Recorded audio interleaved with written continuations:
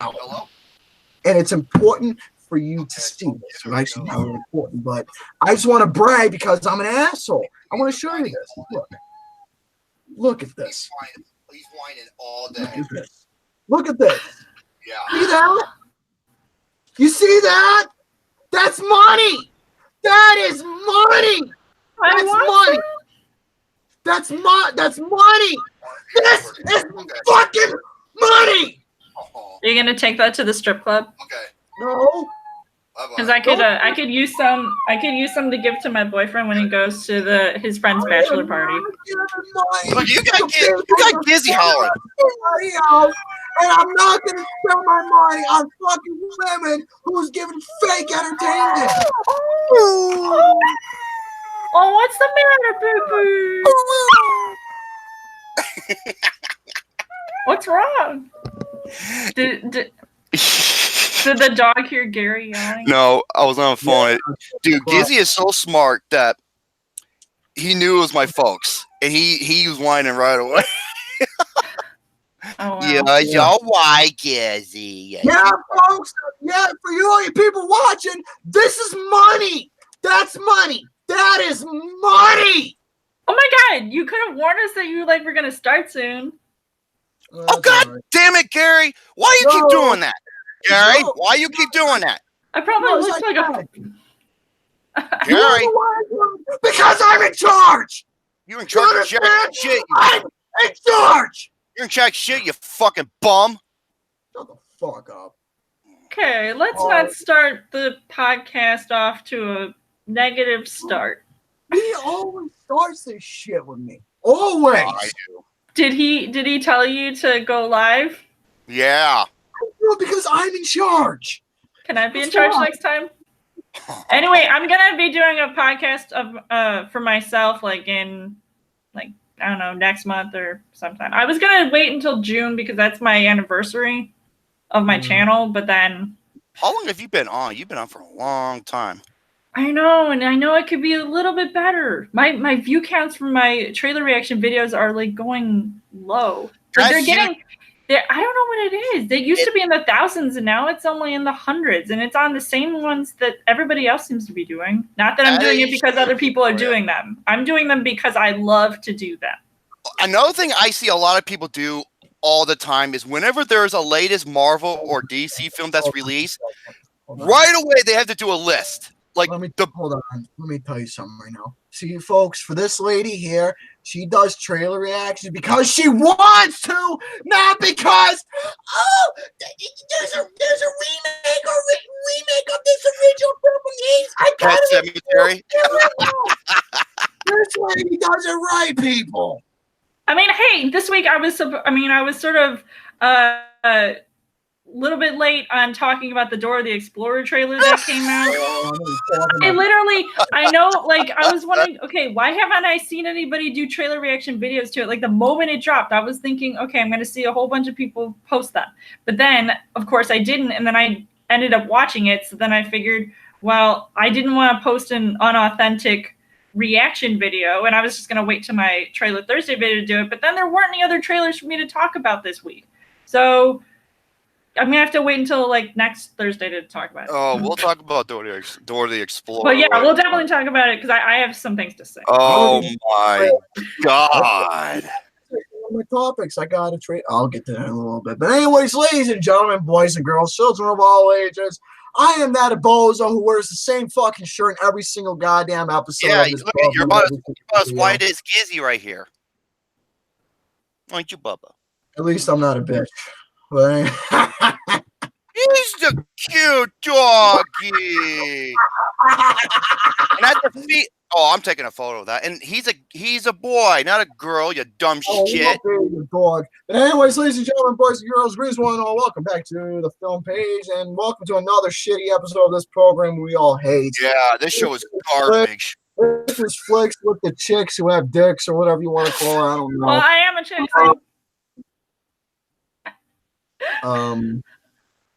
Go ahead. You would have fooled me. Anyways, like I was saying, yeah, it's rare when we have women on the show, but hey, Gary, what was that? What was that pause? Nothing. Gary. Gary. What? I'm busy. So Busy blushing. No, I'm not blushing. Shut the fuck up. But anyways,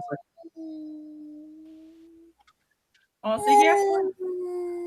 What, No, if Gizzy? you do that, the dog's gonna make a noise. Anyway. Like I was saying, this is number 77 of this shitty ass program nobody likes watching, but they go to watch anyway because they like seeing people yelling and farting and all that other crap. So with that being said, we have a lady here. You're not allowed to do that, Gary. You better not. I won't even do that. And that's saying a lot for me. And I'm the most crass, bold, open-minded human being you ever meet. Dude, that's true. I'm the opposite of subtle. I work with women daily at my job. And your problem is? I don't. I'm gonna shut the fuck up. No, you already let the cat out of the bag, Mr. Kepper. Yeah, don't deflect. I'm an asshole. What do you expect? Yeah, Okay. don't deflate like if Tom Brady's next to you.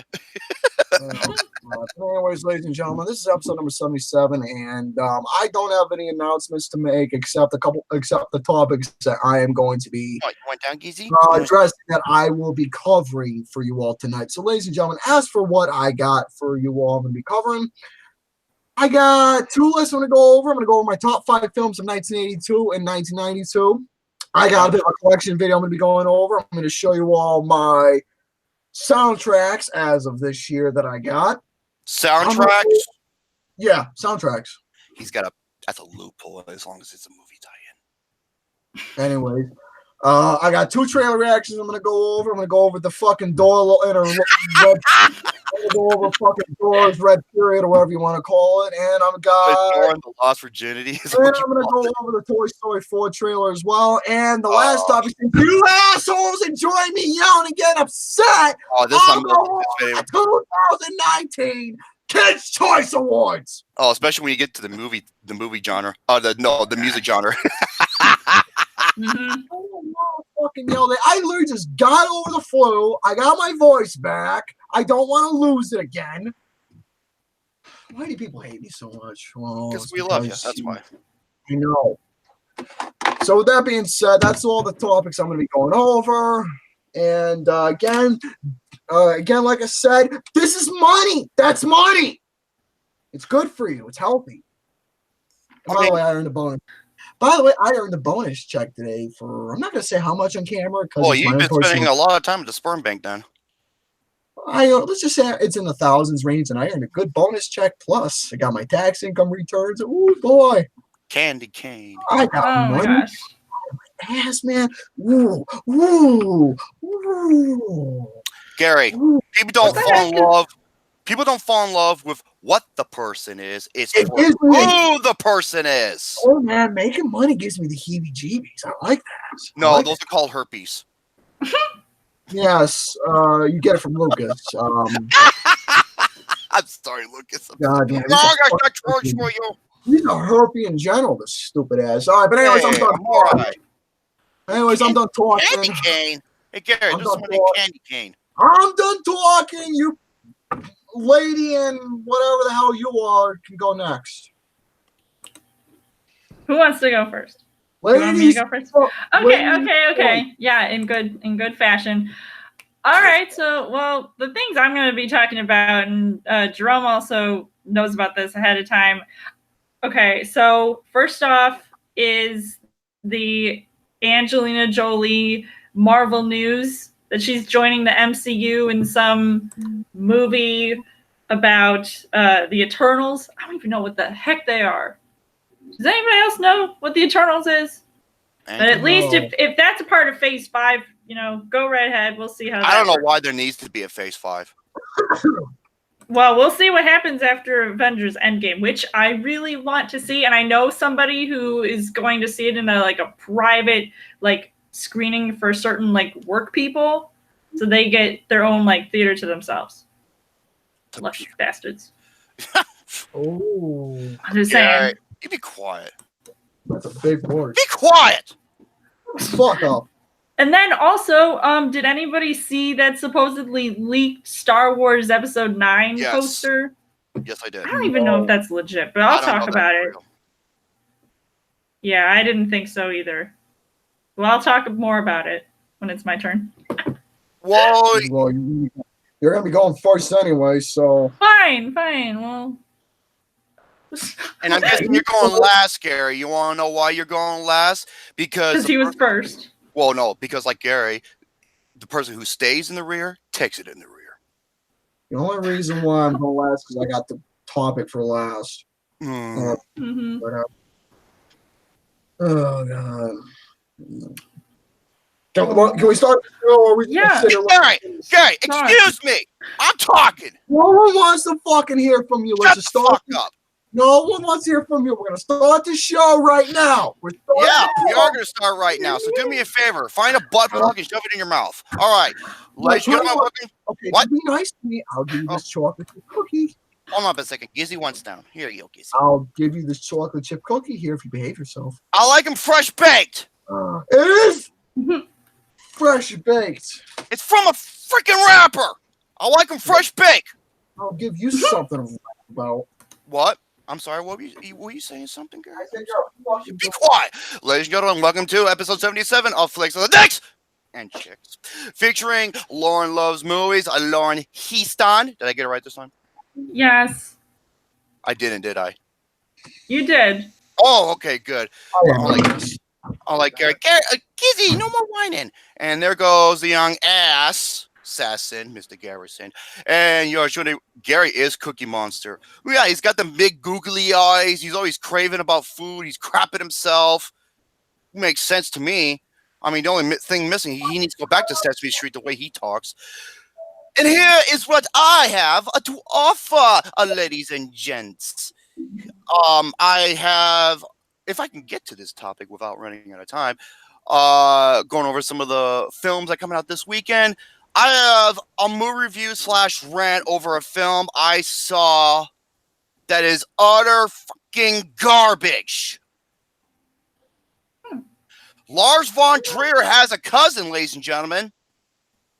We'll get to him in a little bit. Oh, okay. Why are people comparing me to a fucking animal from Oh, man. You look like Cookie. No, actually, you look like Oscar the Grouch. You look like you came out of a trash can, you fucking nincompoop. All right, and then we have, this is inspired by Jay Vader. Shut the fuck up, Gary. This is inspired by Jay Vader's The 1%, and that is the best badass female characters in film.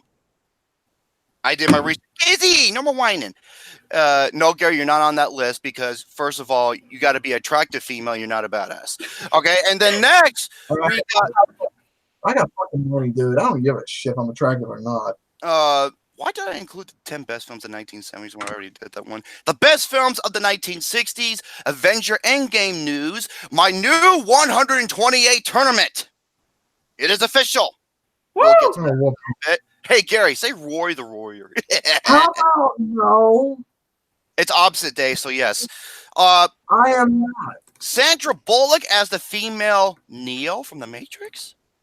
We will get to that. And what are you doing, Gary? Nothing. No, I saw you with the remote. What are you doing? You people out there, I am not going to say fucking bullful. God damn it! You just... See, Lauren, he needs to go back into that closet. Yeah, he needs to take a time out. Hey, Gary, while you're in the corner... Fucking sofa, there you go! While you're in the corner, can I put a dunce cap on your head? And I also, and I got some movie games. I got 3 movie games lined up. Yes, thank you. That is a GIF. I will put that in the table of contents. I know people say GIF. I call it GIF. I don't know why. It's GIF. Is it Jeff? Okay. And it's not the peanut butter. Be quiet. Not Jeff, you dumb shit. Jeff. Jeff like peanut butter. I got a co-worker named Jeff. He's a nice guy. He's my gambling buddy. My name's Jeff. Candy Cane's like, cookies. Kizzy! And I thought I had another topic. Oh, and I got some movie games. I have named that. Gizzy! I have named that film. I have legit or bullshit, where I give you a statistic and you got to tell me if it's real or fake. And I got certified fresh in 60 seconds. I want to see how Gary does in I comparison. don't want to fucking play this shit, dude. Having said that, I'll be right back because my dog is going crazy. Lauren, please begin. Let's begin. Oh, well, All right. So I guess I'm going to talk about my first topic. What do you got? Okay, so like I said before, it was with the news that Angelina Jolie was going to be in the Marvel Studios film The Eternals, and it's another superhero team-up movie that I don't know anything about The Eternals, to be honest. I don't read the comics like with that stuff, but I don't know. I mean, to have an Oscar winner and like a pretty well-known actress who I feel like has not been in anything recently. I mean, it'll be really interesting to see what happens when she joins the MCU. Wait, is this supposed to take place after Endgame? I'm assuming. I mean, it hasn't been made yet, so obviously it's planned to be released sometime in Phase 5 after. If you really want me to be completely frank with you, I think the MCU should just end after Endgame. Titles speaks for itself, so. Yeah, I mean, seriously, who cares about Guardians of the Galaxy 3? Don't bother giving James Gunn that movie. I'm not even going to talk about that. I've already talked about that situation. I don't know. I mean, I would really be curious to know what's going to happen after Avengers Endgame comes out. Because there's a lot clearly at stake. I mean, actors are going to be leaving. Their contracts are going to be up. I don't know what their character arcs are going to be like. There is some speculation of certain characters, but now that they're going to be adding all of these sort of in the MCU, I mean, it's just, I don't know. Like, are people really going to be into this stuff? I mean, I guess if it has the Marvel name on it, people are going to see it no matter what. Well, like I said, and also the fact that Disney and Fox merged, now they have all of those properties to deal with. Yeah, so what does that tell you right there? As for MCU, well, there are fan bases out there that are going to be like, oh, another Marvel movie. They're going to be wanting to see that shit. But honestly, coming from a perspective who's not in that base, like I said, I think the MCU should just end after Endgame. No fucking continuations of bullshit. No fucking reboots or remakes of new guys. It should just end after Endgame, because after all the contracts going to be expired from all these people going to be leaving, it should. Yeah, like seriously. Yeah, who cares? Honestly, like, I mean, what other movies are they planning on making? Like Black Widow? Like, who cares? Black Widow. The only okay, you want me to tell you about superhero films I want to see? This is a little off thought. Well, actually, kind of not, but it's DC. I want to see a film surround a new Green Lantern, and I want to see a film surround the Flash. That's it. Oh my gosh! Well, actually, the thing about the Flash is that this new Flash movie that's supposed to come out in a couple of years, Ezra Miller, who's still the star and he is still the Flash. I don't care how many haters want to like say, "Oh, they should just recast him. He sucks." He is co-writing the script for the Flash that he is starring in.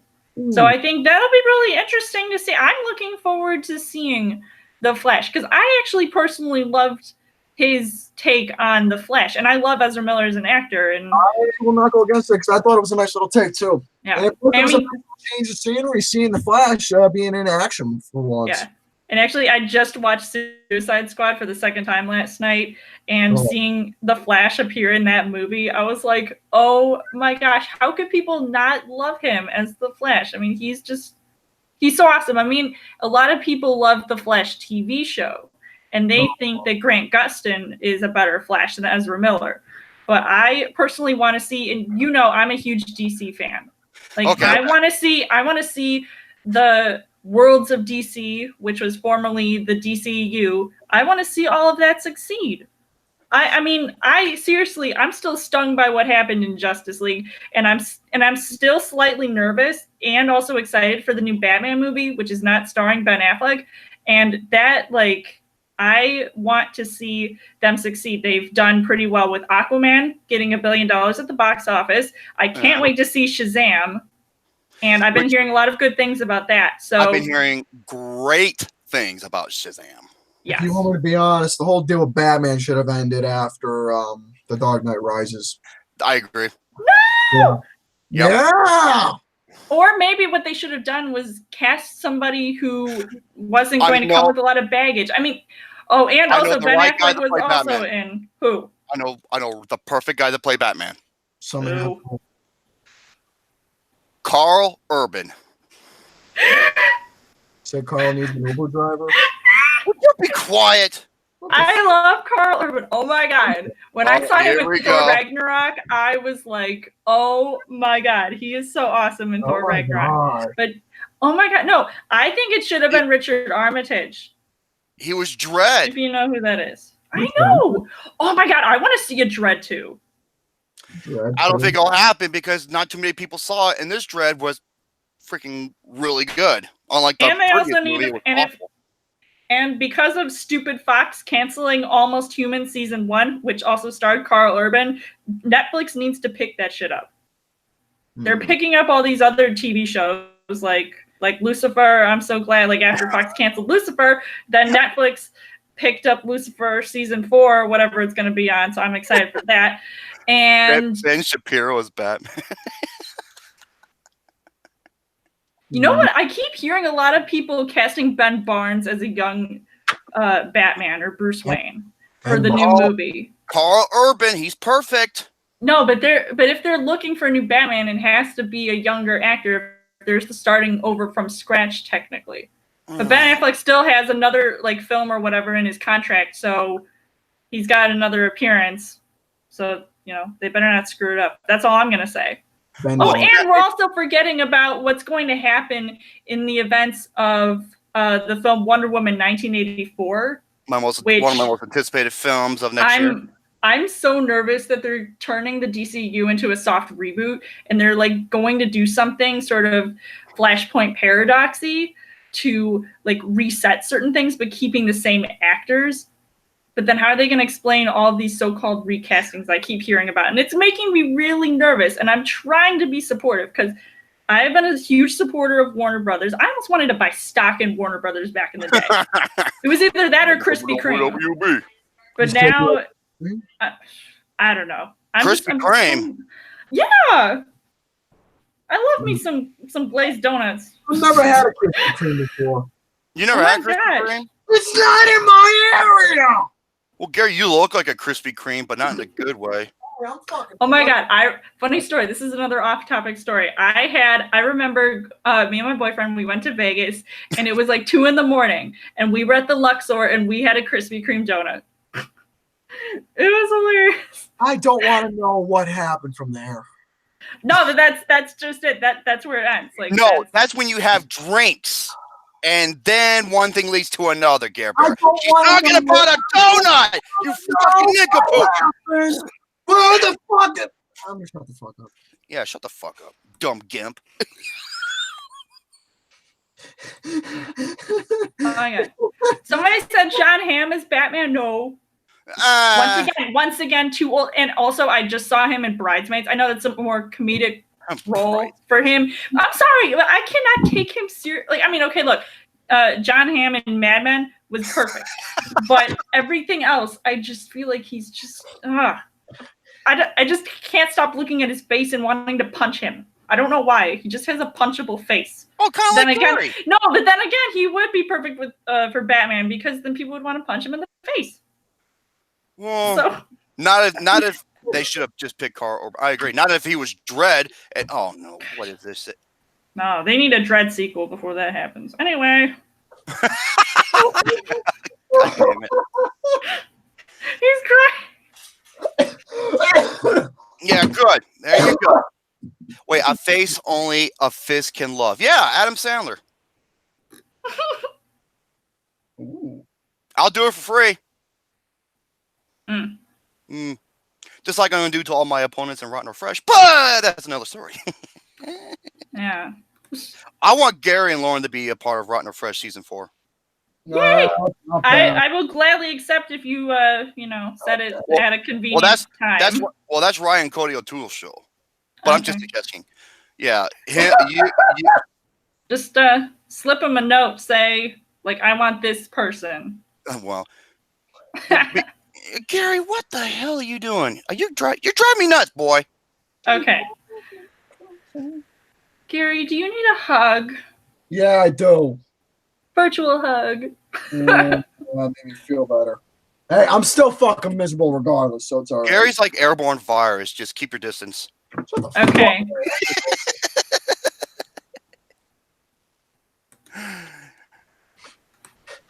Dude, fucking Lucas is a virus. You want to know what happened to me? I got the case of retardation. Oh my god. Oh, I'm sorry. You fucking boob. Go ahead, Lauren. I will be quiet. Yeah, be quiet. What the heck? How am I supposed to follow that up? That's just go with the flow. Like Gary does whenever, he sees an Asian. He's just like, he just goes with the flow. Look, I don't even fucking want to be whining today. I got paid good, and I'm happy.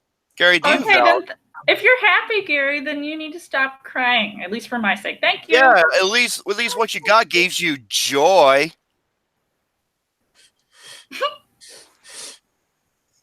Oh, okay. Oh, you don't know the story behind that, Lauren. It's funny. No. But okay, let's just say there's a really she's cute as a damn. You don't have to address it out in the public. Gary, be quiet. I don't want to hear the story. Thank you. Let's just say it's an individual who's cute as a damn button. And she is too, by the way. She got a fucking boyfriend. What am I not good for? I am fucking handsome. I got money. I got a job, and I am fucking funny. You are.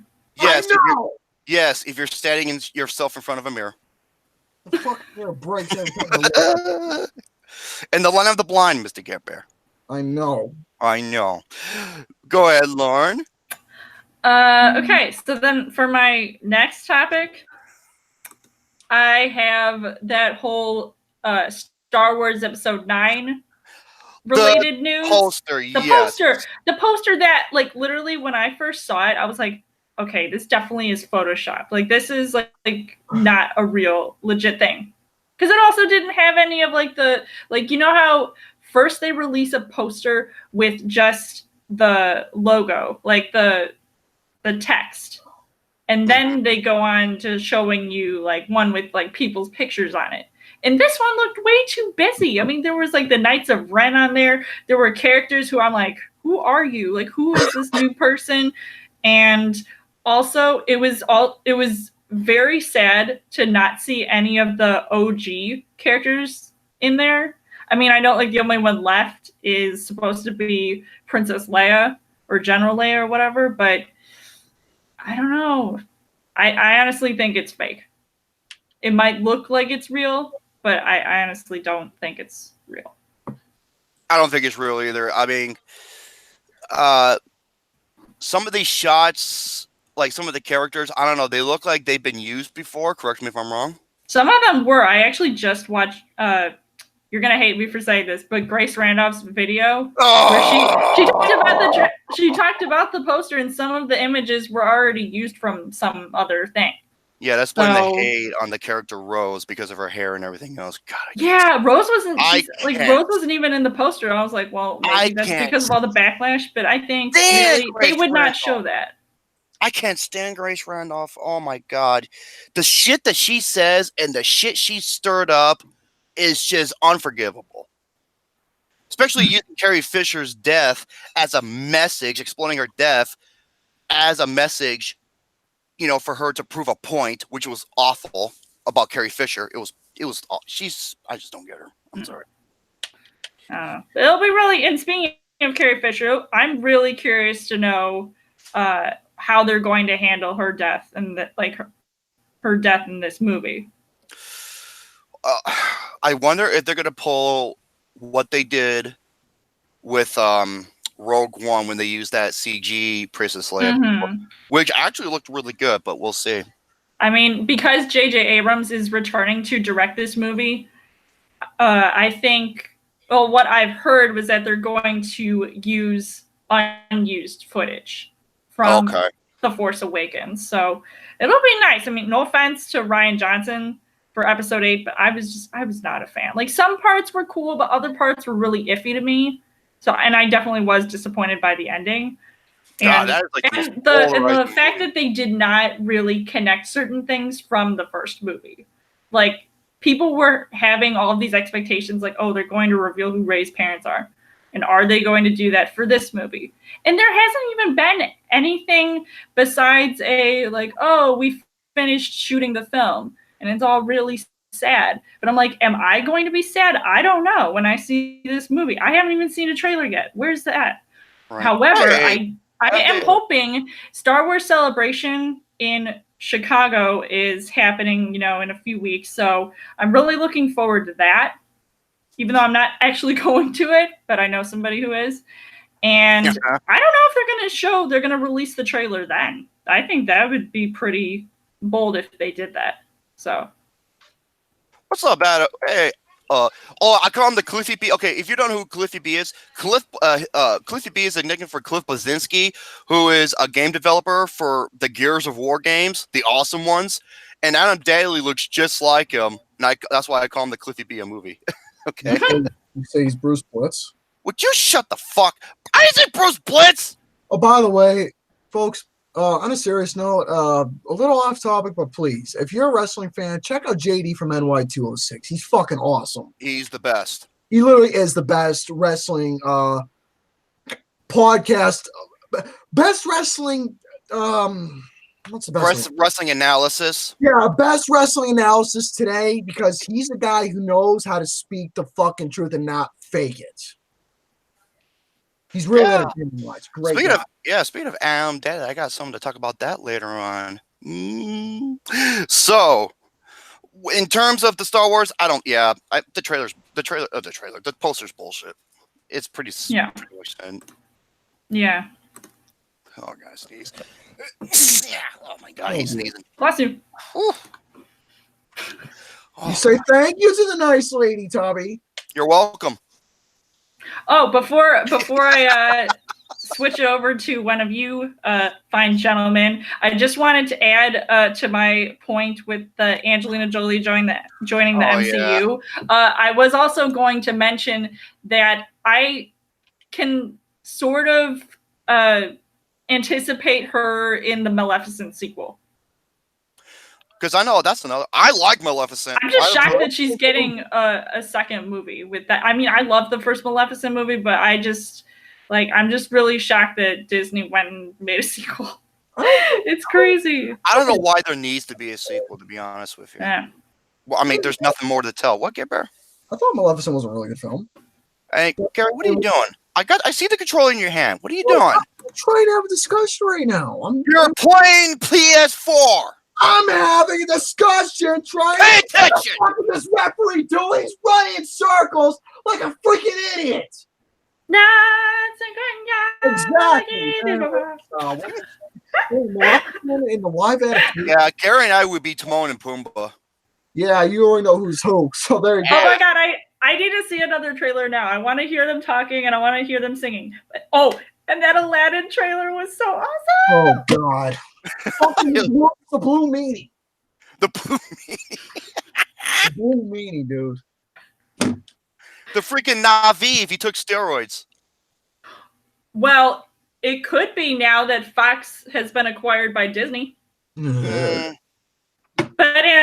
it kind of was-ish, because in the Disney World Animal Kingdom, they have the world of Pandora.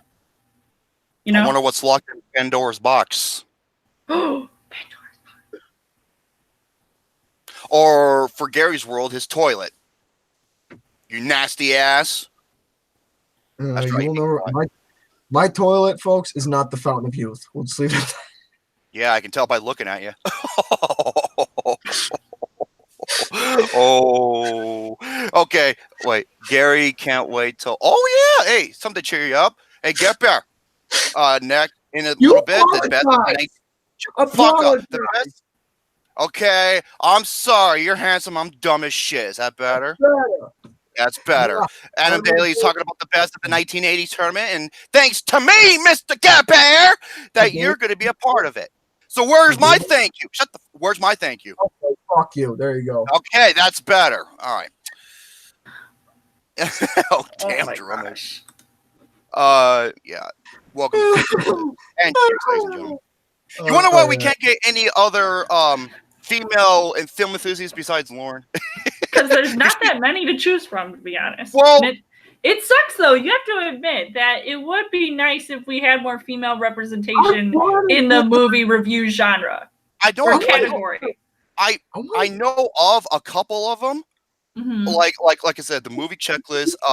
Casey Costley, but I think she's Australian, and the time zones might be really odd.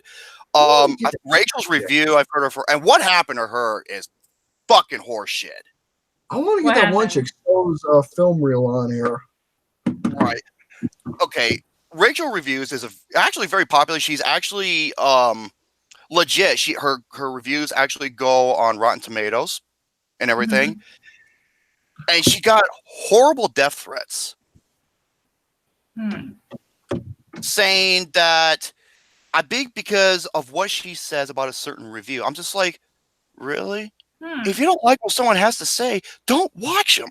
Oh, trust me. I mean, I definitely got that a lot when I was talking about Captain Marvel, and when I did a trailer reaction video for the latest Avengers Endgame trailer where they showed Captain Marvel at the end of it, and I said, oh, like, there she goes again with her, like, face looking the way it does. And people are like, oh, she's supposed to look that way because Thor was literally, like, summoning his hammer. He was testing. She was supposed to not flinch. I'm like, yeah, I know, but, like, did she really have to look like that? And, yeah, I acknowledge that she did that little smirk at the end. I'm sorry I'm saying that, like, after the fact. You know, I can't always change I'm not going to change my opinions about things just to please everybody else. And if you want to unsub to me, go ahead. Yeah, because Rachel's review did a review of Shazam. She wasn't a big fan of it, and she got like multiple death threats, not only on her Twitter but on her YouTube as well, saying that if they go out, she goes out to a movie, they'll just gun her down. Yeah, that's like, I mean, that's unacceptable. That's dumb. I swear, like, I don't know if you guys have probably heard of the term toxic fanboys and all that stuff. Or fanboy toxicity. Or remember, there's a term I created. It's called the PDCAs, pretentious douchebag cinephile assholes. Is these types of douchebags that go after others just because of a review. I'm just like, dude, she's doing a review for Shazam, not for a movie like The House That Jack Built. Mm-hmm. Like, it's supposed to be popcorn fun, and if it's not fun to somebody, who cares? I mean, Christ, I hated Blade Runner 2049. Mm-hmm. I think the backlash I got from that was insane. I mean, I enjoyed that movie. I know there's a couple films where you know it kind of hits you hard, Lauren. I know. And it's fucking. What are you talking about? I don't know. Oh, you definitely know. We're gonna have to talk later if you're not gonna tell me right now. Hey, I don't want to waste any time. I'm just saying, you sounded as though you know something that I don't. I don't know. But hits me hard in the what? In Gary's face. Yeah, Gary, you catch your Smith. Who's gotten laid more times than you have? Exactly. Oh, well, you have good credit. So I was able to get more. Be quiet. Yeah. I just think people should just if you don't agree with something, just say, I understand your opinion, but I'm going to have to respectfully disagree with you. Why can't people are just so mean nowadays, and I don't know why that is, but I guess, whatever. People are just. Here's what I have to say. If you don't like what the person has to say, just don't comment at all. Yeah. And if you agree with them, then back them up. There you go. Very simple. Yeah. I see it all the time on social media, just in general.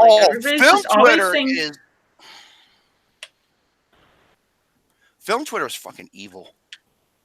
Hey, just like JD says, it's the internet. You can't take people serious. Well, unless it's a death threat like Rachel got. That's one thing, but I'm just talking about fucking like JD calls them goons. Oh, yeah, it's ridiculous. So Adam told me about this. So did McRock, because they all know her a lot better than I do. Like I said, I know of her, but I don't know her generalist. Like I said, but it's just fucking ridiculous. It really is. I'm surprised that I think I got one before, but it was funny. I was just like, go ahead. I'll be waiting. Yeah. I don't think I've ever received any death threats per se, but I know like I have I've had my fair share of just like really mean and nasty comments, like just so vulgar and despicable. It's just okay. Let me guess. I guess part of it is because they're commenting on your looks and they're being hasty and it's all like, that shit? Like most people, I mean, I really appreciate all of those comments like, oh, you look so beautiful, like, or even date me or marry me. Something, I don't think those are like just, whatever. But then when people start to say nasty comments or like you said, commenting on my appearance in a negative way, or like saying like, oh, I look like I have some kind of mental disability, like somebody like, really? I'm still like, and of course I either block the people or I delete the comments because I don't want people being influenced by this negative stuff. Like people, like we're supposed to be respectful to one another. If you don't like my opinion, go somewhere else because your comments are just so hateful and not welcome here. I mean, somebody thought I had Asperger's. Okay, let me tell you something more. Did I tell you this before? Because I feel like I've mentioned this before, and I was just like, oh my God, how can somebody say that? Yeah, Asperger's. Because of fat man, I never eat burgers the same again. Would you be quiet, Gary? No, they use the autism term so much that it's just ridiculous. Yep. Yeah. It's just really. I'll just tell you this. Hey, I'm autistic. I'm 6'1". I'm 265, 270 pounds. Come and meet me and come and tell me about that. And you know what's going to be funny? Oh, I got my ass kicked by a person with a mental behavior disability. It's going to look bad on you, my friend. Yeah, you're built like a tank. Oh, God. Oh, my God. I'm like 2.5 times your weight. I was talking to my folks because they went to the doctor. Oh, I just told them. Same difference. Can we just continue the program? I have things to do later. Yes, sir. Absolutely. Commander Buttlicker. Go ahead, Lauren. As you were. That's all I was going to say about that. That's all I have. No, I'm like 2'7". I'm like 2'7". Yeah. See, Gary. my beauty is watching. See that? Yeah.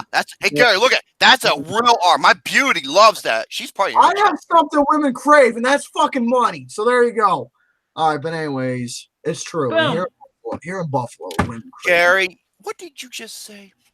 I said I have something women crave here in Buffalo, and that's fucking money. Well, guess what? I don't have that much money at all, and my beauty craves me. I don't get craved by women, all right? I'm good fucking riddance. It's called taking a shower. I don't get love from women at all. And you know what? Well, you know why? Because my gosh, that's not true. No. I actually did a statistics on the worst cities to live in, and he lives in Buffalo. Buffalo is one of the worst cities in America to live in, not because of the job, for the economy, but even states. The people who live there are miserable and just mean. Dude, no joke. Majority of women that I meet, that I either meet or know here, are fucking. It's true. Yeah. Trust me, I can't even joke about that. The women here in this area are literally majority of the time fucking terrible. I can't joke on that. Why do you think I'm so fucking cranky all the time? Exactly. All right, my turn. All right, so. Hey, I would say, if someone, makes fun of me because I'm autistic, I would say, no, I'm just like, well, that tells me one thing. You like blowing people who are autistic. Well, that's happened to me, so physically. Oh, Jesus, Gary. Been there, done that. So, anyways, ladies and gentlemen, boys and girls, it is my turn. The guy I'm going last. Yeah. The guy, because people want to hear the fucking. Oh yeah, go ahead. Yeah, true. After I'm done. So, that's my first up, and I'm going over. What do you folks want to see? You want to see the two lists of the 1982 in 1992? Or would you like me to do those two trailer reactions or show the record stash? Go. Do the what? Trailer. Which trailer? I don't know anyone. I'm gonna go over whatever I have my tab first. Go over the Dora the Explorer. Oh my god, yeah, I have to hear this. I'm gonna go over the Toy Story 4 trailer first. Which one? Which trailer? All right, hold on. Toy Story 4. I'm gonna go over that first since that's the first thing in my tab. Yeah. Okay, and it actually did come out first, so. Yeah, that makes sense. A new friend? Forky. Forky? Horny? What the fuck? What are you watching? I'm watching the Toy Story 4 Oh, trailer. that freaking spork. I'm sorry. Oh my, look, his name is fucking Horny? Or Forky, whatever his name is? His name is Forky? Forky. He looks like he's fucking Down syndrome, dude. Yes, yeah, I know.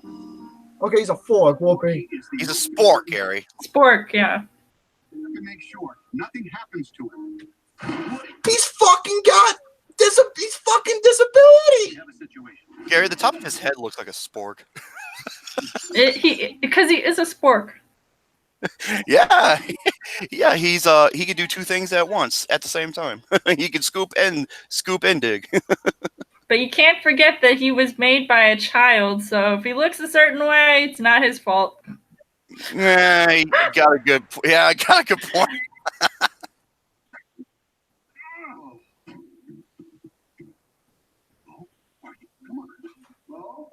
And don't worry, Gabby, you won't get copyright because you're only playing audio. How do toys get disabilities? That's a good question. Made by fucking children. There you go.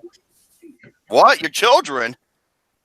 Made by children. Oh, I thought you said you had children. I'm just like, oh, that's a terrible sight. Yeah, Yeah, I it's do like- have a child. She has 4 legs, a tail, and she meows. That's it. Yeah, I was gonna say, who's the baby mama? Probably an Asian. Yeah. You got a little Asian baby? In my dreams, I'll have one. Yeah. Why are you That was funny. You want a little Asian baby? Can you dig it? You know what the sad thing is? She'll look a whole lot younger than Gary. Yeah, she'll have a full head of hair. Okay, please no with the ball jokes. Okay, no, we're not making ball jokes.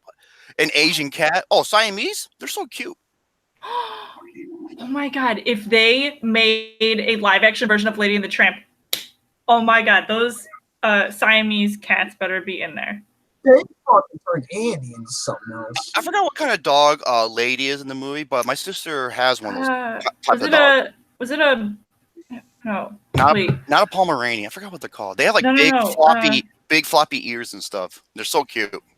Hey Siri, what breed is Lady and the Tramp? Okay, I just watched the trailer for Toy Story 4. I'm going to tell you right now, there's quite a few people who are supporting this film up to no end, and I'm going to give you my feedback on it. What is the purpose that this film is showing? People are saying, okay, there's supposed to be more story that they want to be told with the Toy Story universe. Well, that's where the Barbie and Ken film came in.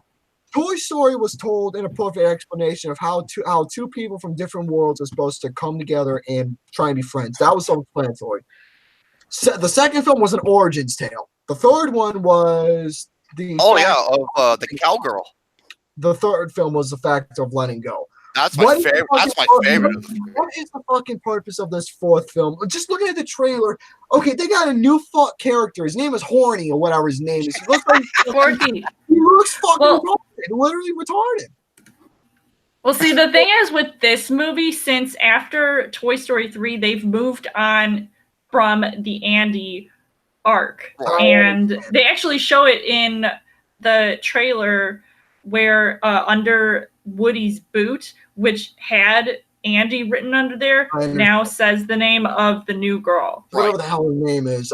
Boo. I don't know what her name Bonnie. is. Bonnie. Well, yeah, there's been Boo or whatever the hell her name is. So now this is like, I don't know. Like, I just feel like, I mean, to be honest, I feel like Toy Story 3 had a perfect ending. I mean, it was a perfect ending. I mean, I was literally in tears by the end of that movie. And I'm just wondering how, like, how can they possibly top that and raise the bar from that movie? I'm honestly worried that it's going to underperform. But, I mean, hopefully the story will still be good and the movie will still be decent. Honestly, for me, I'm not expecting hardly anything special or unique because this film just looks like it's going to be something just a little ridiculous with this new character that I personally feel is going to serve no purpose. Right. Wait, what's his name? Forky? Forky. I'm calling him Horny the Dumb Fuck. There you go. That's his name. Horny the Dumb Fuck. Horny Toad. No, he's not a toad. He's a fucking fuck. I'm calling him Horny the Dumb Fuck because he does look dumb as hell.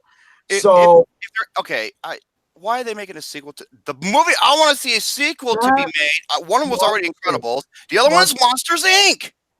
But the thing is, I'm just not understanding is what is the sole purpose of Toy Story 4 being made? For me personally, I don't think there is a sole purpose. Oh, there's a continuing story. Like I said, all three films serve the purpose of what's to come. And the thing is, with the sequel being done to Toy Story 2, and same with the third installment, those were understandable because those were stories that need to be told that you wanted to see. With this fourth one, I just feel that there really doesn't feel that there needs to be anything else to be said at all. Right. We got a new character. We got fucking a romance between Woody and Bo, whatever the romance is. I honestly don't think, for me, that's not important. Neither is this new character. He just doesn't come off thus far as important. Hey, Gary, I'm going to send you an image that Tom B took. But when this film comes out, I'll watch it anyway and see if it ends up being good, then I'll shut the fuck up and I'll Cody an apology. But if it ends up not being good to what I feel like it's not, then I'm keeping my words and keep it firm. Gut instinct. All right, I'm gonna watch the Dora trailer real quick. Hey, Gary, look at your message. I don't want to waste so much time. Gary, I want to get to my topics, dude. You fucking banana turd. I want to get my topics. Look at your messenger. I just personally think with this Toy Story 4 movie, I feel like by the look of the last trailer, there was just a lot going on. And I like the fact that they showed more of Bo because I feel like we didn't see her a lot. And wait, was she even in Toy Story 3? I don't even remember.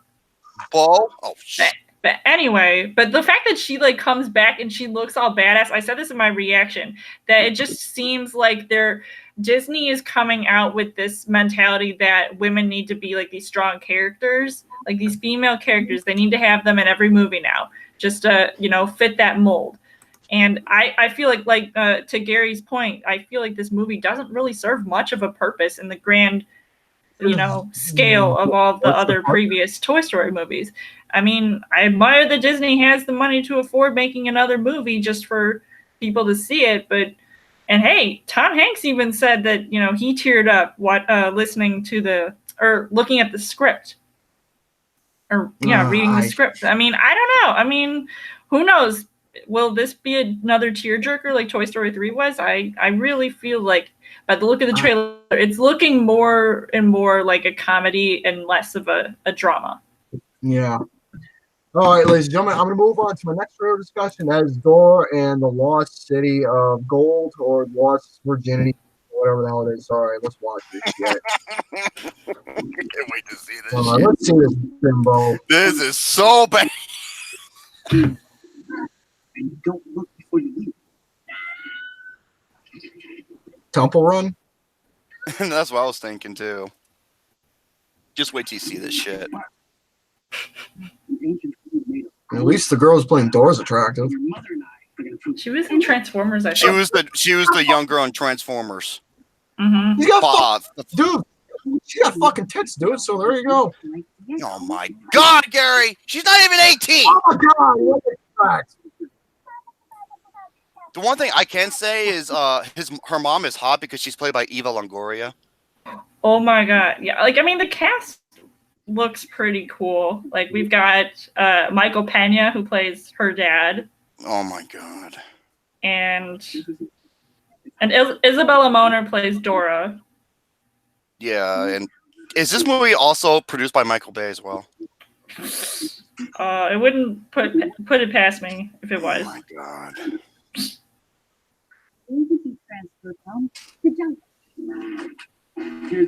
Oh shit! God damn it, Mick Rock! You have to find your parents. God, you fucking little butt plug! If the fucking map and backpack start talking, I'm gonna lose my shit.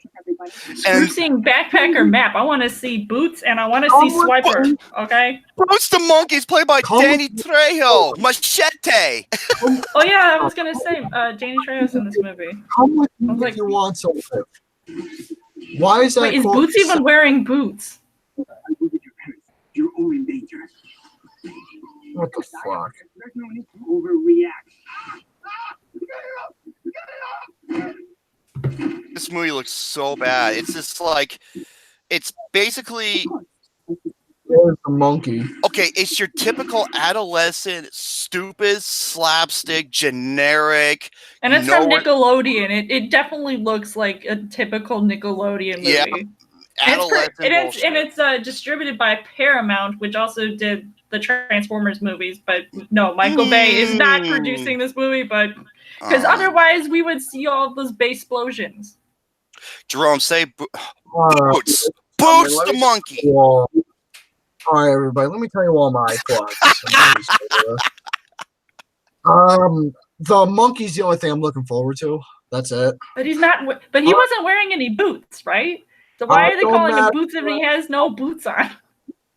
I don't even give a shit if he doesn't have any shoes on or not. He's a fucking monkey. I just want to see him play as a monkey, so that's all I care about. Other than that, the trailer just looked dumb. It looked like a Tomb Raider ripoff, obviously. Yeah, probably one. I just saw the new Tomb Raider movie. I probably wanted to watch this in the first place due to the fact that it's a Nickelodeon film. And I don't cover Nickelodeon stuff. But it's still a legit theatrical movie. I didn't even cover the Legend. I was shocked that it was, though. Oh my god, I cannot believe they made this. This looked like it went straight. Want to cover the Legend. I want to see a live-action Hey Arnold movie before I see this movie. Kind of looks. Well, do you know anybody that has a football head? No, but they could do a lot of prosthetics with that. Oh god. With that being said, for my thoughts about this Dora trailer, ladies and gentlemen, just simply put and just move on to my next discussion. Hey man, Eva Longoria, she looks sexy as hell. All right, next topic I'm going to go She's over a MILF. is the next topic I'm going to go over is my top 5 films of 1982 and 1992. So as usual, we're going to start with the 90s, then we're going to do the 1980s. This will be interesting here as a 90s one. So as for my top 5 films of 1992, here we go. Okay, Joker. Fucking find it. Okay, here You're it is. supposed to be prepared.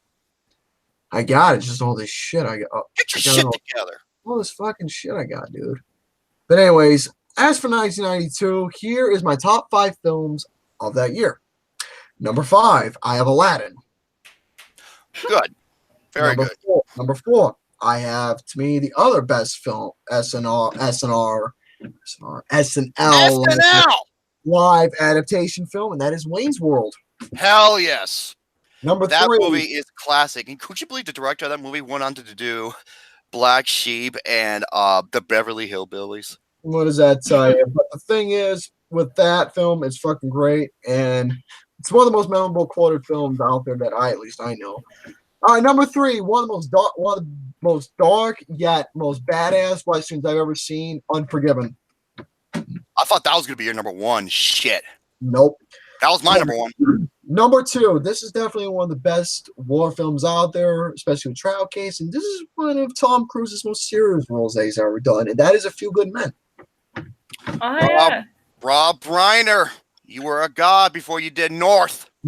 And number 1, this is where a revolutionary of a director came into play, giving his own take of that field that you can't really explain, but you can just know.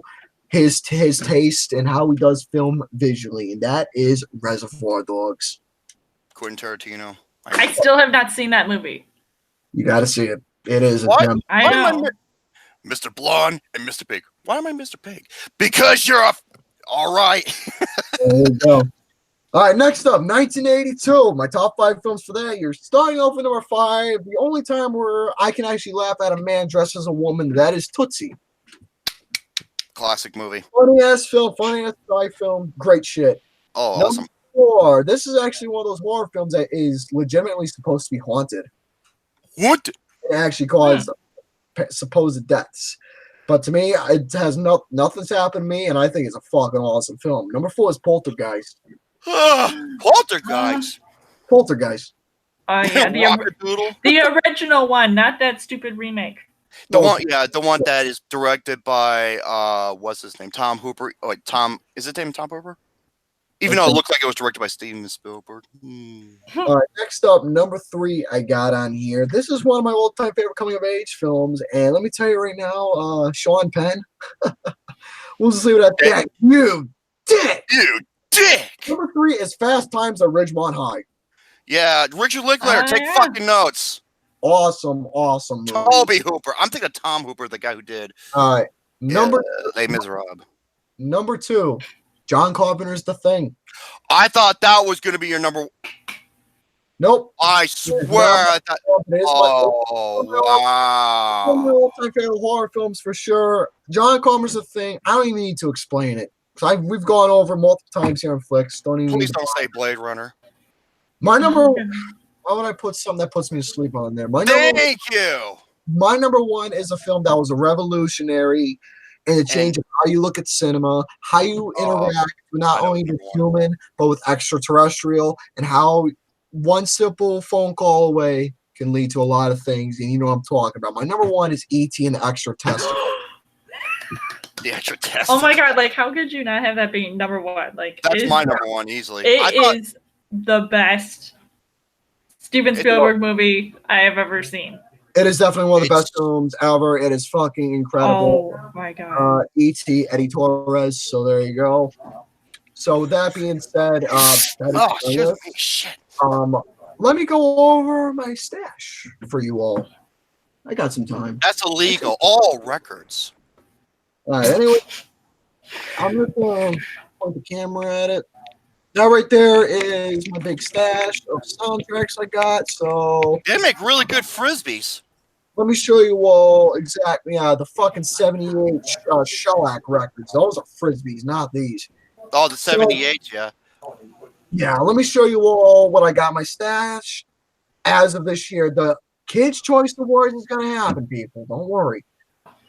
And let me show you all my record stash and see what you all think of what my collection looks like. Anyway, starting off with what I got, American Graffiti. Arguably the greatest coming-of-age movie ever made. Richard Linklater, take notes.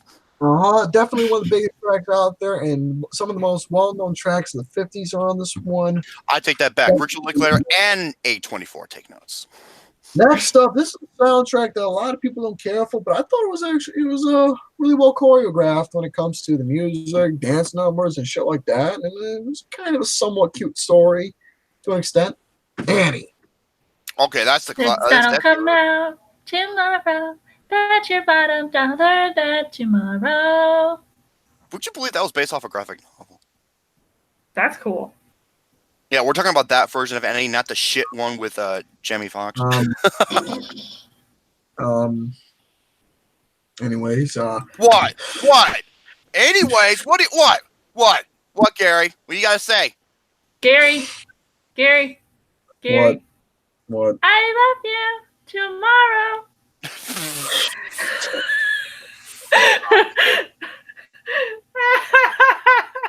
You better move on, Gary, before you start bawling. Next up I got is one of the greatest soundtracks ever made. We got Back to the Future, ladies and gentlemen. Oh my god. Tommy, don't sing it. The woman did all this thing. But yes, we got some Back to the Future for you all. And one of the only times where I'll actually accept where this is one of the examples where a song was written for a movie. Huey Lewis in the News, Exactly. which should have been Next up- nominated. Oh yes. Next Do you like up, Huey Lewis in the news? Oh my God, Lauren, you open up that floodgate. I was trying to remember that line from American Psycho, you know, where he's all like about Huey Lewis in the news. are you that one. That's the one. He's like, "Do you like Huey Lewis in the news?" That one. That's the one. He holds up the Patrick Hey, Bateman, Paul. aka my boo, Christian Bale, in American Psycho, holds up that CD and says, "You like Huey Lewis in the news?"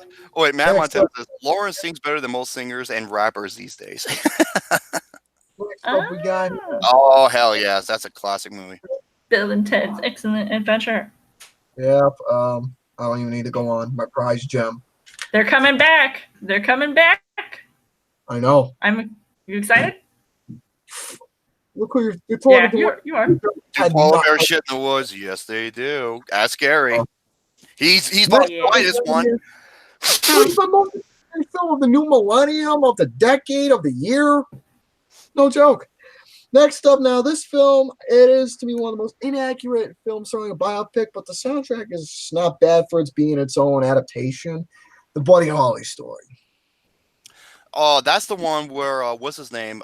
Played Gary Buddy Busey. Holly. Gary Busey, and he was nominated for it, which is kind of crazy when you think of it now these days.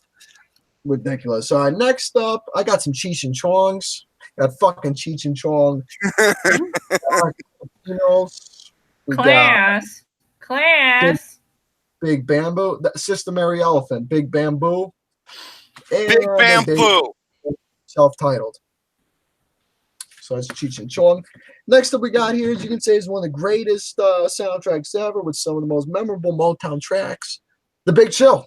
That is easily in the top of the all-time greatest. Absolutely. Speaking of all-time greatest, we all know about this one. Amazing tracks on this. Cheech and Chong. Oh, Jennifer. had the time of my life. I'm waiting for Damn. Gary to start balling. Oh my god, I want him to yeah, can you lift me up? I think he might try. I would pay I'll pay $1,000 to see Gary try that. I'm not joking. Oh my gosh, I want to do that at my wedding. I want to do if I'm gonna do a choreographed dance, it needs to be movie themed. Gary, Are you start sure? hitting them dumbbells. I'll be all right. Next up, guy here. I never seen the movie, but I got the soundtrack. Why? I don't know, but I do. Fame. I've not seen that movie. I got it I for haven't 99 cents at a garage sale. 99 cents? Yeah, I've had a What garage do you sale. get Next paid for? down here. This one you all know. Flashdance. Oh, yes. Is that like the movie where some of the songs were nominated for Razzies as well as Oscars? Oh gosh, well, Yeah. Next up we got here. That's definitely one of the biggest well-known tracks from Queen. Flash Gordon. Flash! Flash Gordon. Movie is quite ridiculous, but music is what makes it awesome. That movie is so ridiculous. And oh yeah, the guy who directed Overlord, which is so freaking underrated and badass, he's doing a Flash Gordon movie. And I hope it'll be better. Next up we got here, Fat Boy, shut the fuck up. What? Shut the fuck up. What? Footloose. No, you shut the fuck up. The remake is good. Don't start that shit with me. The remake is a good remake. I'm not saying it's better than the original. It's a good remake. It does something different while paying tribute to the original. Shut up. You freaking drab booty hole liquor. Freaking septic tank lava dump drinker. It's a fucking big fuck you. Anyways, Footloose. You nasty lava dump diaper. You're a stupid blueberry. Footloose. Put on your. How does it go again? See, I don't even know. Shoes. Yeah. Because they had had a country thing to it. It does something different, and it took place in the Midwest. What the fuck with that bullshit? I know Lauren would be on your side because she didn't like the remake either. Yeah, I actually did not. I fucking hated it. But yeah, I got thought it the was good. right here. Now this one I need a new copy because it's not good. Oh wow, the cover. all scratched up. That's pretty bad. Hey, Ben Mason, there you go. And speaking of Ben Mason, here you go again. I got the soundtrack Hey, for Grease Gary. 2. Gary, remember the meme? Tell me more. Tell me more. Tell me Does he more, look like tell a me more. bitch? From Grease, someone added to Samuel Jackson. That's my favorite memes, dude. That is one of the funniest memes ever. Oh my god! When it comes to Grease, yeah, talk to Ben Mason. He's a fucking nut when it comes Oh, to Mick Grease. Rock, God damn it. Oh, am I the only one that likes the original remake? Next up, we got here now. This is definitely one of my favorite biopic films. It may not be totally accurate or whatever, but it's a really nice touch of Richie Valens, La Bamba. Oh, La Bamba. The music is incredible. Oh, by the way, to me, one of the best supporting and well-fitting roles when it comes to supporting roles was when Brian Seltzer of Stray Cats played as Eddie Cochran in the film. I thought that was absolutely a beautiful choice for Seltzer because when Seltzer got into the music industry and started his band of Stray Cats, his major influence was Eddie Cochran. His guitar that he played, Scratch, was an inspiration from Eddie Cochran, so it was a perfect role for Brian Seltzer. I'm going to say a Lucas joke. Eddie Cochran. Oh, yeah, he was the lawyer for OJ. Oh, also, Martha Crenshaw, he did a nice rendition as Buddy Holly. Great stuff. Yeah. Next up, we got here now. This is one I'm very proud of owning in a serious tone. Oh, that's a damn good remake too.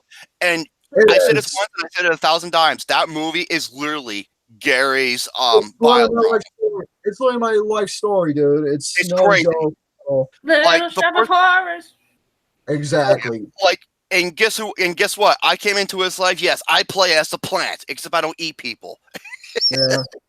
Next fucking kills me because my dumbass, I left my records underneath a window that on a summer rainy night. Oh, I got water damaged. Oh, Gary.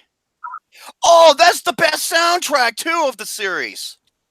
Yeah, Rocky IV. That's some of the great music. Oh, Survivor's a one-hit wonder, man. Oh, get the fuck out of here.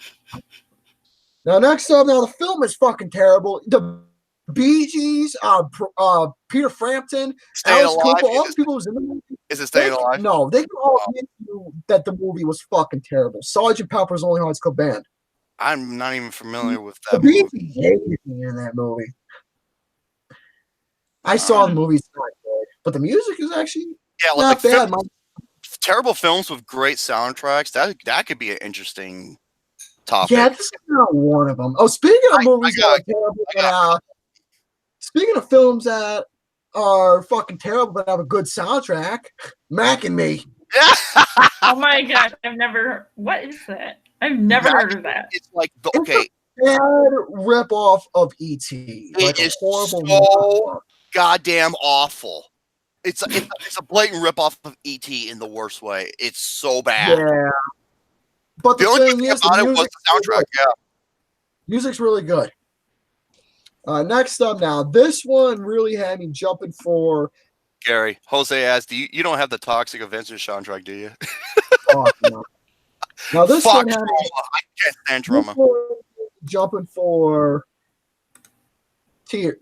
happiness. Happiness. With a lot of the artists he didn't say the J word. A lot of the artists that are on this one are musicians I enjoy listening to, like Depeche Mode, Ice House, Jesus and Mary Chain. I never saw the film, but look at the cover on Modern Girls. Oh my god, wow. That's a neat art style. Yeah. Wait, say that over again. Oh, okay. So, that's kind of sad. I mean, the chick. Wait, is he cheating on that chick or something, or what? I don't know. Why do you think she's crying? She's crying because one chick is like leaning on the doorway, and I guess that's her reaction to him kissing this other chick. And I'm just like, well, if you're happy with the world, she feels left out. Next Maybe they want feels left out. She went up to that girl and just slapped the shit out of her, like, that's my man. Exactly. Next soundtrack I got come from this color record. Pink. Real Men Wear Pink. Yeah, coming from the Pink, from the Ideal Factor, Pink. Pink Flamingos. Oh my god. What is that? Now. Pretty in Pink. Pink. Look who you're talking to. That's like his favorite romantic If comedy. it wasn't for If You Leave from OMD, they would have managed to get their fucking recognition here in the U.S. But Wow. Bucky. Honestly, no, I take that back. Not for OMD. If it wasn't for John Hughes, Mhm. Well, John Hughes was one of the guys behind it, but he didn't direct it. I know he was producer, but if it wasn't for John Hughes, who asked OMD to write a song for the movie, they wouldn't have got their smash success here in the U.S. BJ Mason Mhm. said, OMD, of course. And then Count Victor I goes, find it ironic how before they became famous here in the U.S. in '86, they came to the U.S. to play some songs, but they only played in like fucking movie like theaters or little arenas. But yeah, hey, sometimes you just need a little push. but in Britain, dude, they were like gods over there. Oh, so they're like soccer then. Next up, we got here. By the way, you folks know me in orchestra. Oh, Tom B asks a good question, Gary. One of your favorite horror films or one of your favorite romantic comedies? The Thing or Say Anything? Because Say Anything is arguably the greatest. Austin, because I say John Carpenter's The Thing. That's tough. If you've never seen Say Anything, watch it right now. It's arguably the greatest romantic comedy ever made. When you said OMD, I thought you were shouting me out. I don't get it. He thought you said OMB.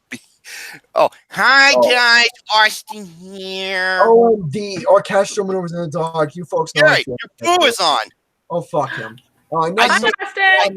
I knew he was going to say that. The Bee Gees were supposed to make a new record, but instead, that is a terrific movie, by the way. The manager, Robert Stigwood, asked him to write some songs for the new picture he was producing. Awesome movie, garbage sequel. I guess who directed the sequel? Sylvester Stallone. You know the sequel. Here you go. Oh my god, that's probably the worst movie with the greatest soundtrack of all time. Yeah, this music is fucking incredible. It's amazing. But the movie is. Next up, I don't even need to bother saying anything. Sing straight. La La Land, take notes, and I'm still gonna say it to the day I die. Yeah, this soundtrack. This is where one of those movies where the band goes through the different fields in the new wave genre. They go from fucking Duran Duran to The Cure to fucking Hall & Oates. Amazing transaction. By the way, I managed to understand that I actually got the transactions that they were doing. Yep. At least within the actual appearance, the sound. Oh, but Gary, it's because you're just an 80s guy. You don't realize that you're in the How about eat my fucking dick? God damn, boy. Why would they eat it? Hey, Austin said that wasn't nice. Oh, what do you fucking do? Okay, he's not gonna treat you to dinner afterwards. Oh, whoopee. Next up, we got here the soundtrack. Look at the artwork for these. Now the artwork. Oh, is that Stranger Things? Yeah. Oh my gosh, I'm in love. You know why I'm in love with the show? Look whose alleyway it's down. Exactly. I'm taking a photo of that. Hold them up again. Hold them up again, Gerber. Who's excited for the new season of Stranger Things? You goddamn right. I am. Oh, I'm taking a picture of that too. Well, this is a good photo. No, when you're like, you goddamn right.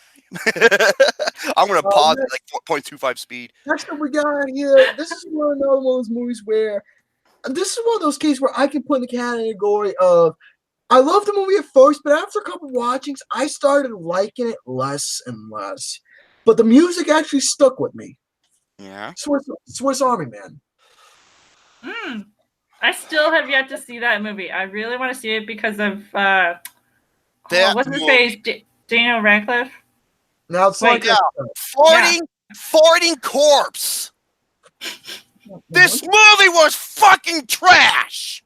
Well, here's the beauty about having this. Fuck! Movie made by pretentious hipsters. Next up, we got music films.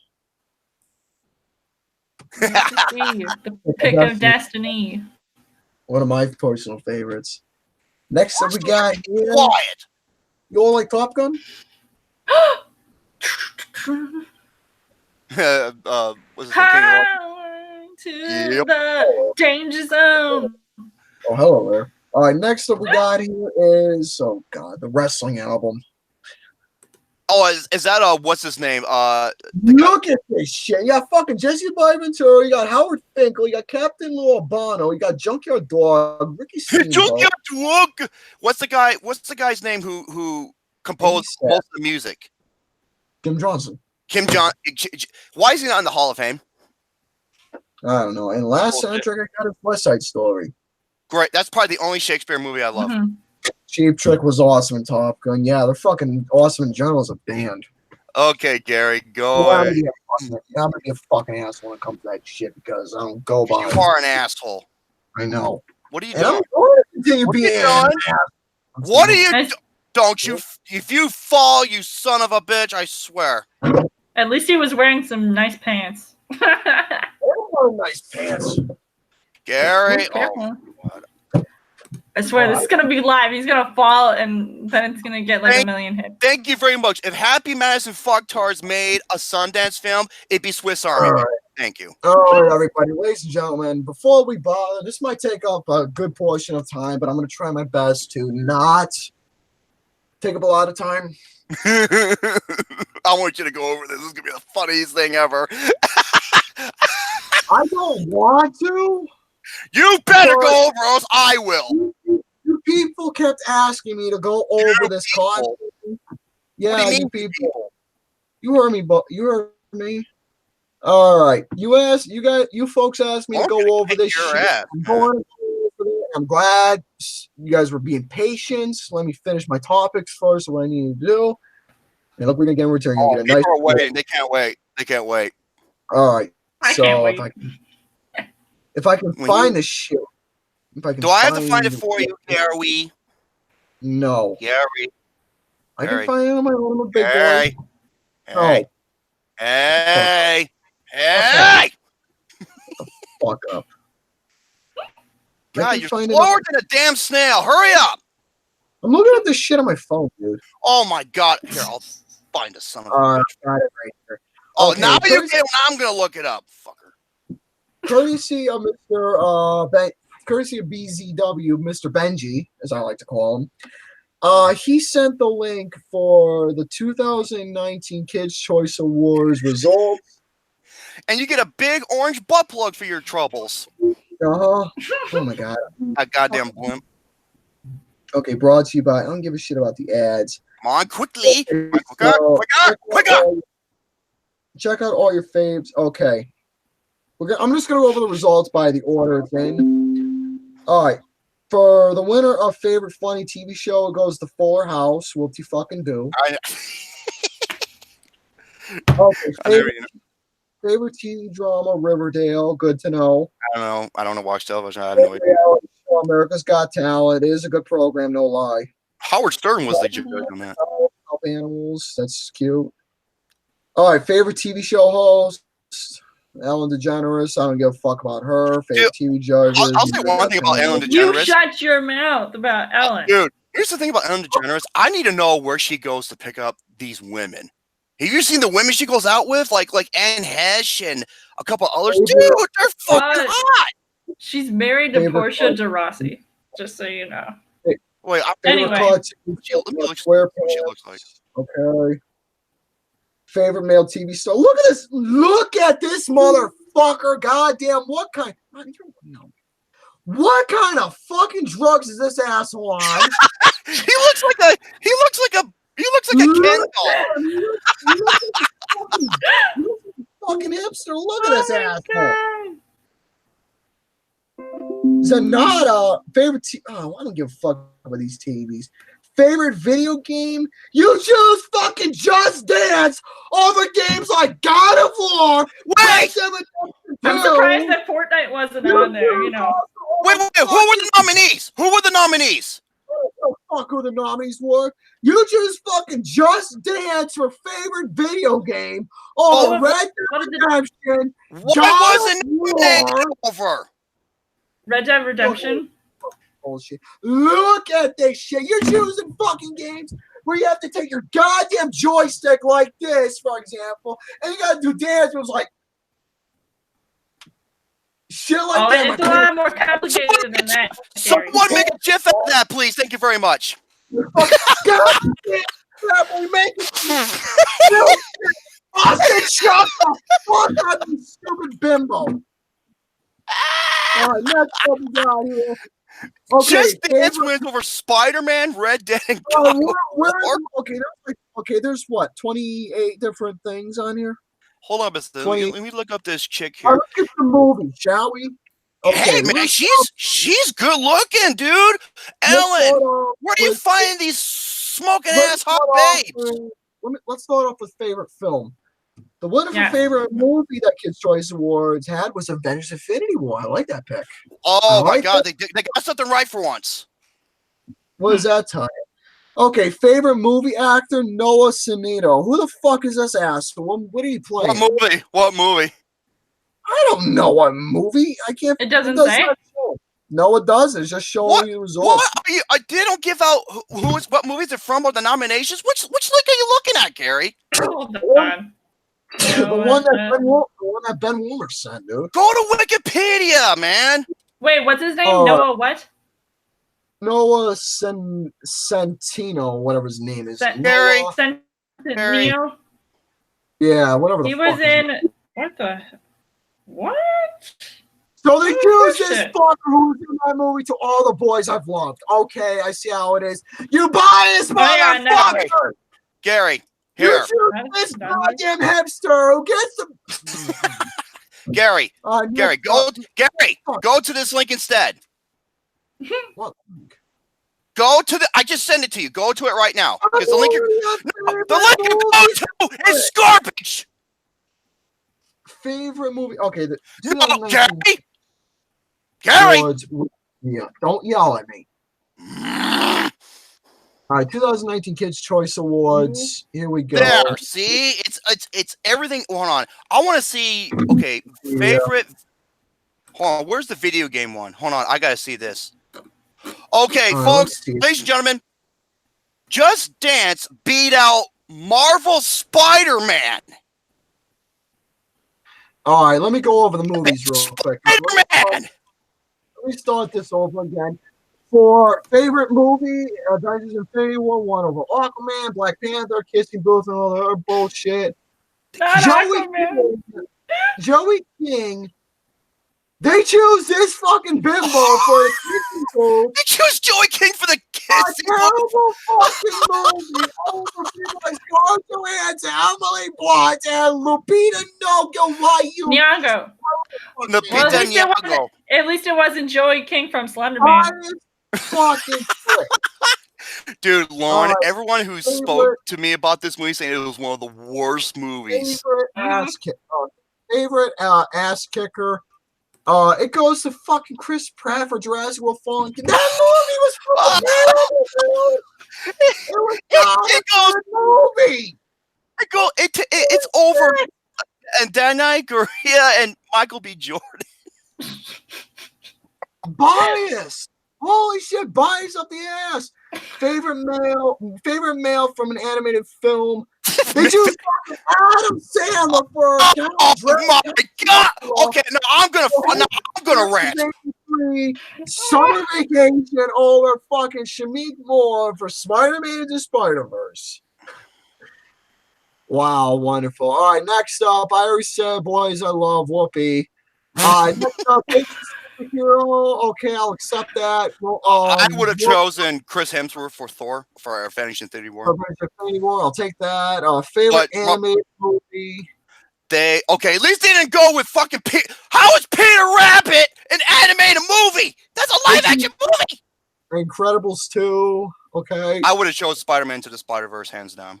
Mm-hmm. Favorite female voice actress, they choose Selena Gomez. Oh my God. Selena, she didn't look like she's graduated high school. Let's get some fucking music, shall we? What do they got here? Okay, let's start this. Look at this. I'm gonna go all the way down and work my way up. I'm gonna mute myself. Hold on. I want to see Gary's reaction. Okay, favorite social media music star. They choose this bitch named JoJo Sweo, whatever the fucking name is. They choose a Dance Mom star reality. Oh my God. I hate that show. Next up, favorite global music star. They choose fucking Taylor Swift over Blackpink. In modern day, when it comes to global music, Oh my God. Blackpink is not bad. And yes, an all Asian film music group. What do you expect? I understand, Carrie. Taylor Swift, what song, what boyfriend did you sing about this time? That's it. All right, next up, favorite collaboration. I'm gonna fuck about favorite breakout artist. There's one particular one I cannot wait for him to read. Favorite song. All the songs are garbage. No. What are the songs? Tell me the songs. Hold on. Favorite male artist. Favorite music.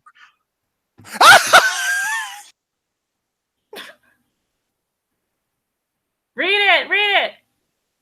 You biased motherfuckers out there! You'd rather choose a guy who is fucking out there instead of looking fucking nice and actually showing yourself. You'd rather show a stupid motherfucker doing. Oh my God! Don't do it. Hold on. Give me a. Wait. Tell me. He's gonna lose Tell it. me. Wait. What is it? Tell me. It's Maroon 5. Oh yeah, after their Super Bowl performance, who favorite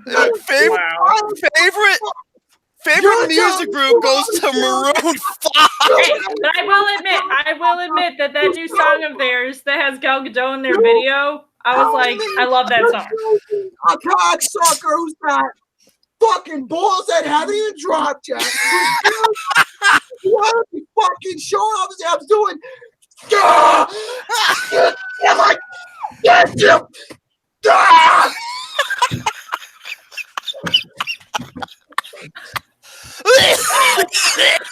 Look at that! They're showing me! Oh my God! You see when shit like this happens? Biased motherfuckers up to no end! Biased! You're choosing an asshole who fucking strips his clothes, showing his stupid tattoos, showing his fucking abs just to impress women and trying to get ratings over. Show your fucking talent by singing and doing what you do on stage and stand up, telling your mother.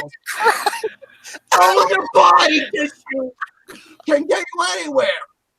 Favorite music group goes to Maroon 5.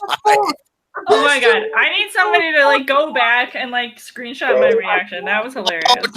Lauren, I'm taking tons of photos. You just wait. Oh my God, because I know. Wow, I was not expecting that. I'm sure you people are.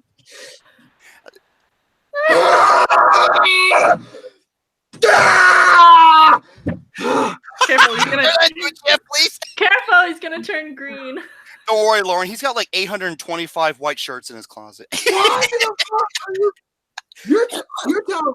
Oh, wait. It's just to impress women because this guy's fucking attractive. Yeah, you want to know something about this guy? Hey, at least he may have. At least they're better than Maroon 4. They may have the Cause girls like you.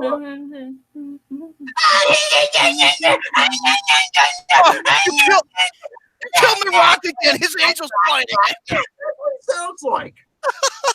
He hates Adam. Oh, baby, I love you so. And I'm gonna grow a pair of fucking balls. God damn, it's one of the worst halftime performances I've ever seen. Oh, it was for his. This fucking dude do this on stage all the time where he goes on stage just to show off his fucking tits or something. Kind of I do this all the time. Kind of like what you do, pepperoni nipples. If I go to a Maroon 5 concert, I'll let you know. I'll airdrop pics. Now, Gary, go get a shirt. Women, and if you need more. This is so fucking cliche. They rather fucking cheer for his goddamn good looks instead of a fucking talent. God damn, they're biased up the fucking ass. I knew you would. That's what I hate about music today. People are so fucking biased. It was like the Beatles. People were so fucking biased with them. They are so fucking biased now. Rather But choose the over a Beatles good were great. fucking talent that The they Beatles were have. great.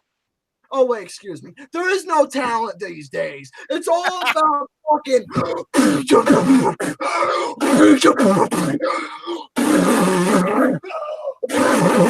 It's all about that shit. Turn that into a GIF, please. I swear to God, there's no fucking music these days. It's all about fucking bebops and doo-doos. Austin, Quit talking and get a shirt. You damn albino. Austin is going. Is like he said, "Quit talking. Get a shirt on, you goddamn albino." I swear to God, music today sucks, and he'd rather choose a guy God, you're who so goes white. on stage. You're so But bright. rather Gary. Look like fucking someone took a black light nipples over you. instead of his fucking talent. It's biased.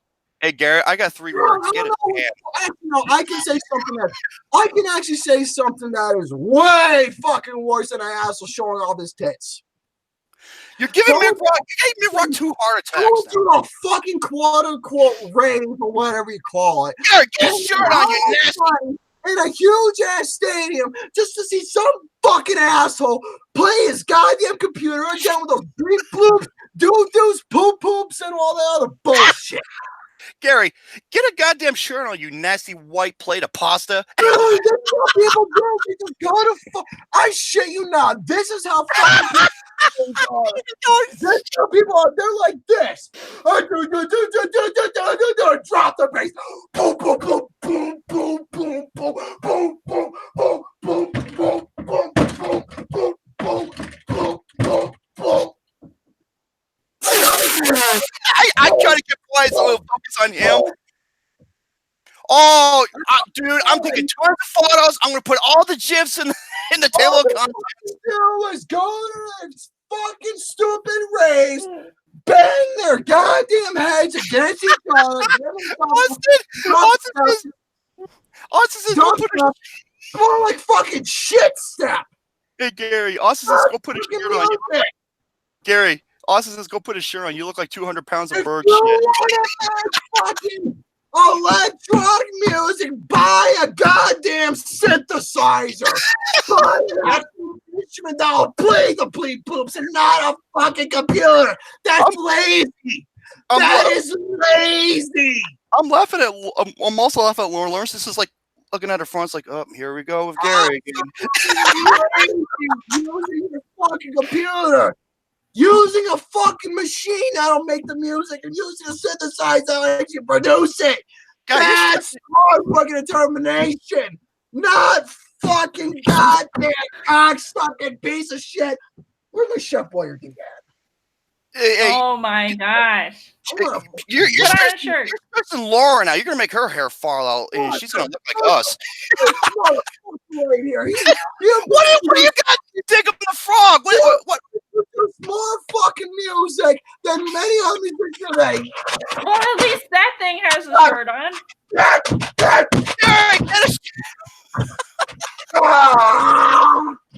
Get a shirt on. Okay, while let's give him a chance to put on a shirt because I don't really know. I mean, they're really cheap. If he wants white shirts, go get them for like Dude, trust me. $5 at Walmart or something. I was gonna say this. I will send him like a Christmas gift, birthday gift. I don't know. Send him a gift card of Sure. Walmart and tell him. Damn, dude. Oh, he's got another one. Fucking bullshit. Oh. Hey, Gary, that you're so shirt white. reminded me of something I've seen before. Like somebody just like intentionally like rips their shirts. Hulk Hogan. I don't know why. No, it was Gary, somebody else. I don't remember where it was from. Gary, you're so damn white. I can't even tell you he did put a shirt on. Thank you, amazing. Oh, that's some other fucker wrote that song. Rather write a stereotypical cliche love song. Fucking love music sucks these days, dude. Oh, baby, I love you. Dude, it's just fucking stereotypical. I don't even like that about it. Oh my god, I'm dying. I am not gonna rate you a Miley Cyrus. That is enough. Miley Cyrus. Fucking pathetic, dude. Yo, she'll come in like a wrecking ball. Don't get me fucking started. Don't get me fucking started. I guess it's my turn now, Care Bear. Worst fucking anthem tune ever. Listen to Remember the Heroes by Sammy Hagar. Listen to fucking Statue of Liberty by XTC. Listen to Born in the USA by Bruce Springsteen. They're better anthems in the United States than that stupid shit song. My fucking veins are popping out of my head. God damn, why do people want me to yell so much? You're getting me a fucking heart attack. God damn, dude. Okay, seriously, that's enough. Literally, that's enough. I'm done. I need a Whopper.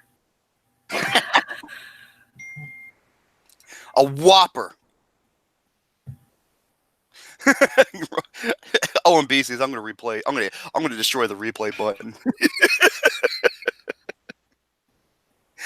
I guess it's my turn now, Care Bear. Gary. Yeah, I'm gonna post the list. Yeah. I need. I don't want to yell. Mick Rocks needs. He needs a defibrillator. My God, I need an acid. Jeez. I guess it's my turn now, huh? Fuck Chef Boyardee! No. Okay. That shit tastes so fucking nasty. Hey, Gary, Pokey.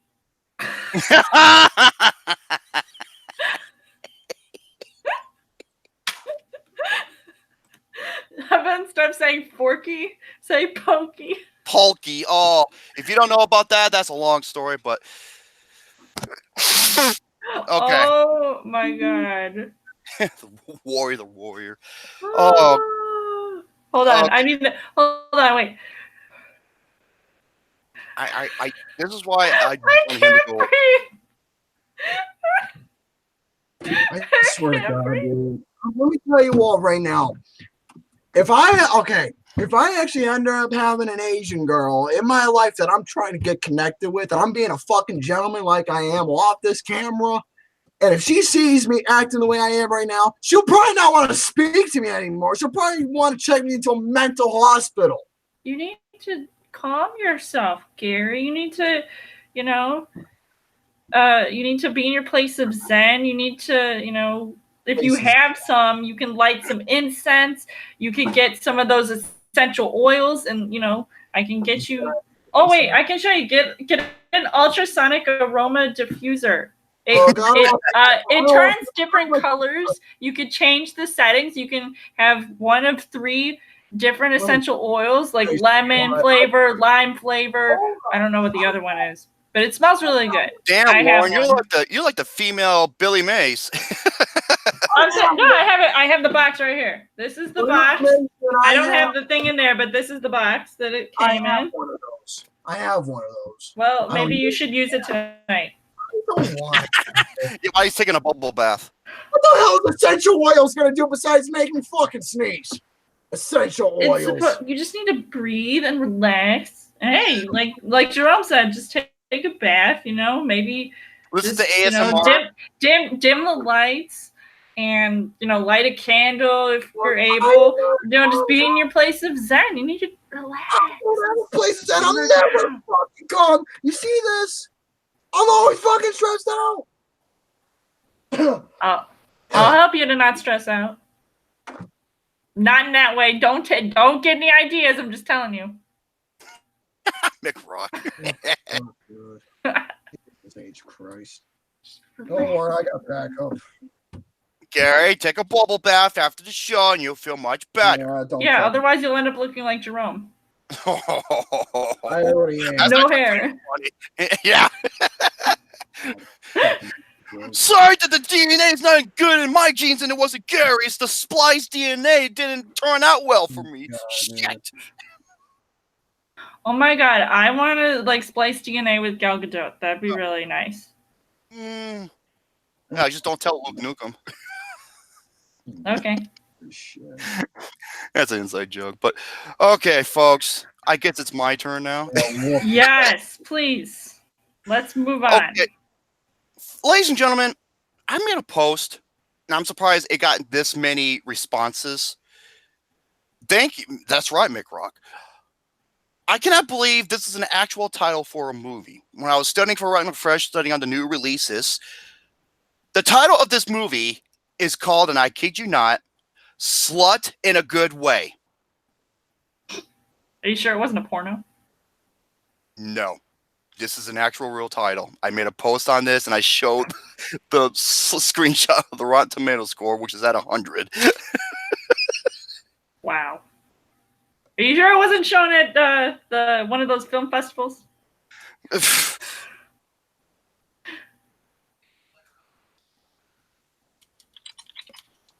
No, if it did, it wouldn't surprise me. So, oh my god, like I said, I swear. So, let me see what we got here.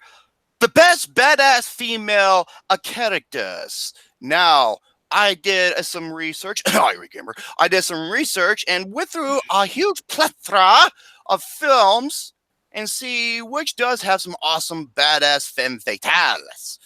So, and this is inspired by Jay Vaders, Mr. 1%. Thank you, Mr. Jay Vaders. Got to scroll down. I have a decent list, too. So, here are some of my picks. Now, these are not in any... hold on a second. Okay, Gary. Understood. Here are some of my picks, and let's see what you have to say, Mr. Gabber. This might help, calm, release the tension, and so forth. And I would love to hear what the live chat has to say. First off, Diana Prince, a.k.a. Wonder Woman, played by Gal Gadot. I can just hear Luke Nukem. Yeah. Next one, Rey from the Star Wars series.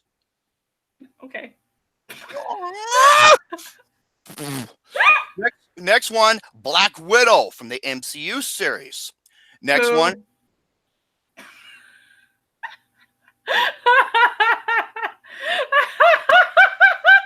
That sounds like jealousy of Scarjo. Shut up. Why do you think it's taken Marvel so long to put out her solo film? Oh! I don't know. I'm not producer. I forgot what that producer's name was. Damn it. First years? My boo Scarjo's on the list. Yeah, you and Lucas is. Next one, Gamora from the MCU series. Man, I can understand why Captain Kirk was with them hot alien honeys, man. Next one. Hey, yeah, man. You ever seen Total Recall? Next one, Scarlet. The remake. Yeah, we don't talk about the remake. Exactly. Scarlet Witch from the MCU series. Elizabeth Olsen, not only is she the best looking of the sisters, she's the best talented one. And she's the one that's at least still working. So. Yeah. Next one, you all like this pick. Furiosa, Charlize Theron, Mad Max Fury Road. I'm going to save the final two best for last. Hit Girl from Kick-Ass. All right. Back when Grace Moretz was like, what, 12 years old when she made this? No, crazy. I think she should have won the Oscar for this role. Kate Winslet as Rose in Titanic. I love her character. Awesome. She didn't take no shit from no one. Yeah. Despite how much I can't stand James Cameron as a person, he knows how to make his females look like a badass. Another one. This will be a shock for some. Lieutenant Judy Hopps, Zootopia. You all right, Gary Bear? Yeah. Okay. Next one. You'll like this one, Gary. The Bride, Kill Bill. Oh, yeah. Aw, watch, this will get his attention. Next one. Mulan. Oh! Did you see him looking? Will my reflection show? I'll make a man out of you.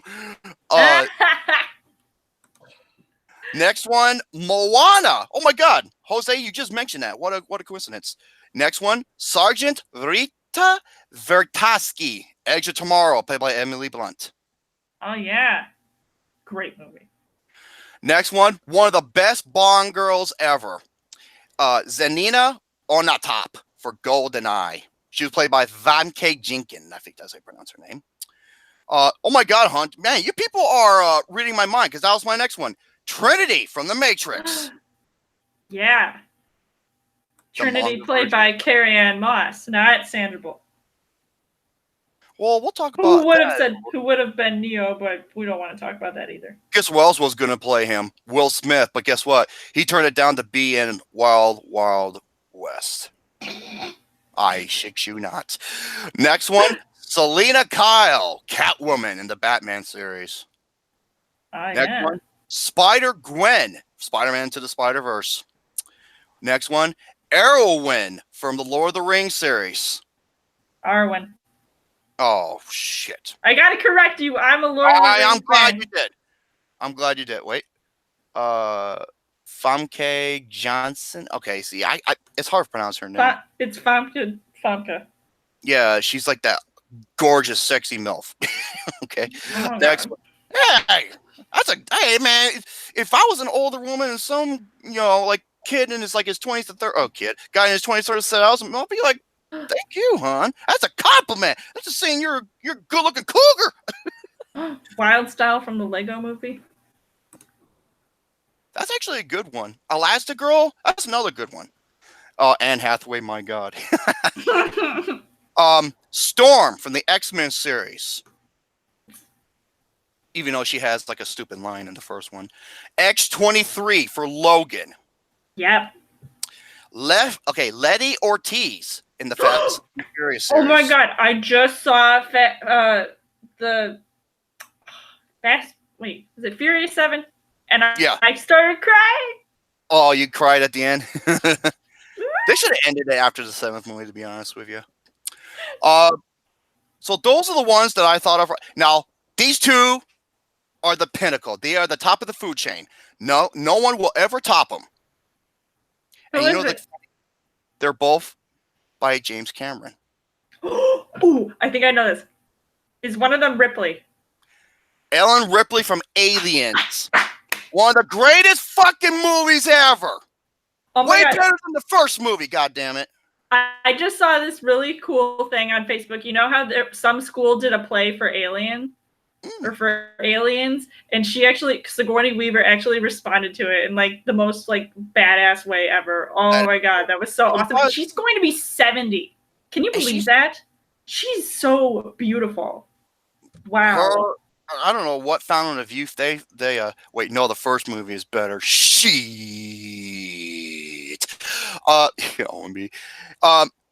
Speaking of that, Sigourney Weaver, she's turning 70, which is absolutely freaking crazy. And the other one, Sarah Connor, Terminator 2. Yeah. Which is kind of funny because most of the people that he knows or worked with James Cameron, he used to have been married to, like Linda Hamilton and Catherine Bigelow. Oh, by the way, that's a great divorce backslash if you got your trophy. Haha. All right. I always thought Alien worked better as a horror thing. Oh, I see what you mean in terms of the first Alien movie, horror, like sci-fi horror. And by the way, folks, I remember like early on when the movie was still like going on, like people were like, "Oh my God, why don't you just get out of there?" First of all, screw you. I would have saved the cat too. Jonesy. I would have saved the pretty kitty. Yeah. Okay, well, who's better, Jonesy or that cat from Captain Marvel? Well, don't say nothing because you don't want to spoil nothing. So just keep it at that, okay? Okay. I like them both. That look like my cat. Oh, yellow feline. I love the pretty kitties. So those are some of my picks. Now, let's see, what else do I got here? Oh yeah, let me go over Sandra Bullock. When I saw this, I couldn't believe what I saw. Okay. The Matrix almost cast Sandra Bullock as a female Neo. The Matrix producer recalls briefly considering the casting of Sandra Bullock as a female version of the lead character Neo, released in 1999. Matrix is one of the most popular sci-fi action movies of all time, and its brilliantly choreographed martial arts fights and revolutionary bullet time gun battles would go on to influence many projects released in its wake on both big and small screens. So let me just, as with many movies, I just want to get into the details of like, Will Smith was originally supposed to cast as Neo, but he wanted to do a shitty Western.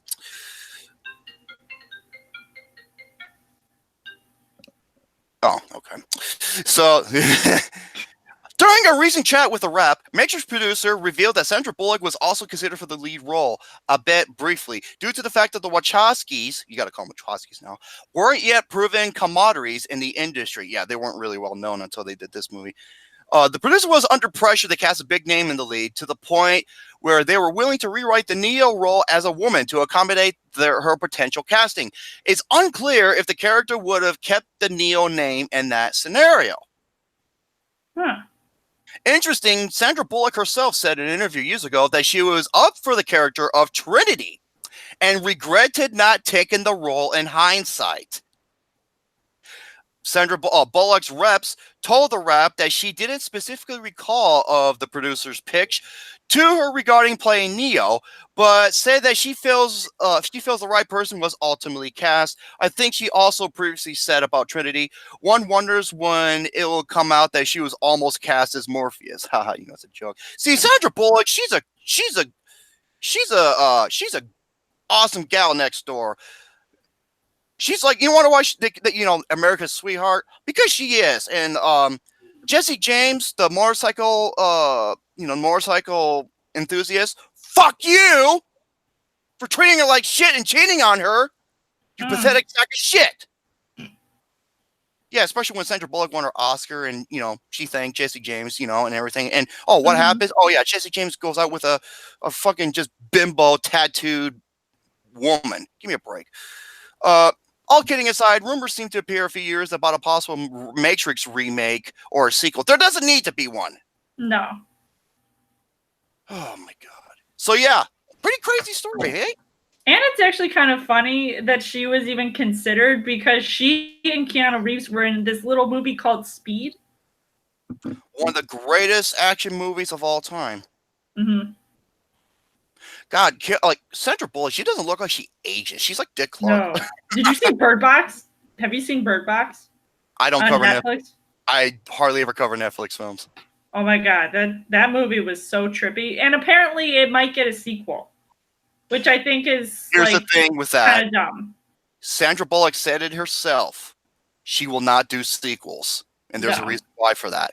Is because the last 2 times she did sequels, they turn out to be utter garbage. Speed 2 and Miss Congeniality 2. Mm-hmm.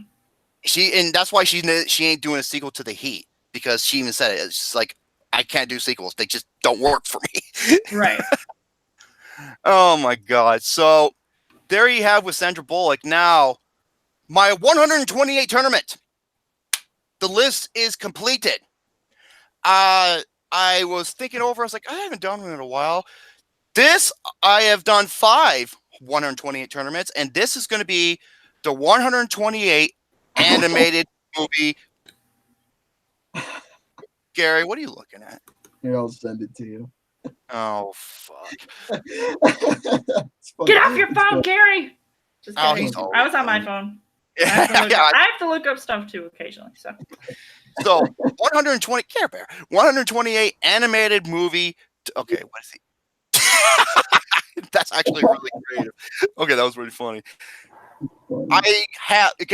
Unlike the previous 128 tournaments, this one was the fastest. It was the quickest I ever created a list. It took me no longer than a couple hours, where the video game character tournament took me like a week or 2. Mm-hmm. I have all 128. You can go to my Facebook. I don't want to read off every single film. I don't want to be that goddamn monotonous or tedious. But, there are, I'll just name off some of the key ones, and I went through a bunch of them, thick and thin. And here's one. I had 2 rules. Rule number 1: 1 film per franchise. Okay. And wait. And number 2: no Anomalisa. I'm sorry, that movie sucks ass. And I just realized that fucking David Bowie back in 1976, he was arrested. He was arrested here in Buffalo for fucking drugs. What else is new? But David Bowie's a gem, dude. You ever seen Labyrinth? There's a reason why the women loved him. That's a fucking blessing for us to arrest David Bowie. So here, and I had to do a second draft because there was 2 films I cannot believe I forgot on this thing. And thanks to LC Screen Talk, Larry, Monsters Inc. and Wall-E. I couldn't believe I forgot them. So I immediately put them on right away. I was like, no, they're going on. Those are 2 of the greatest Pixar movies. So I have like, be quiet. I have like Akira, Aladdin, Bambi. You got Bull, Big Hero 6, Batman, Mask of the Phantasm, Beauty and the Beast, Cloudy with a Chance of Meatballs. I'm just, going through Coco. I love Coco. Fantasia, Fantastic Mr. Fox. I'll include it. Mm-hmm. You got Frozen, Grave of the Fireflies, Ghost in the Shell, Hercules, How to Train Your Dragon 2. The first Isle of Dogs is not in there because I had to choose between that one or Fantastic Mr. Fox. Okay. Isle of Dogs is one of the best anime movies out there. Same with Fantastic Fox. I really loved Fantastic Mr. Fox, and I had like only seen it one time.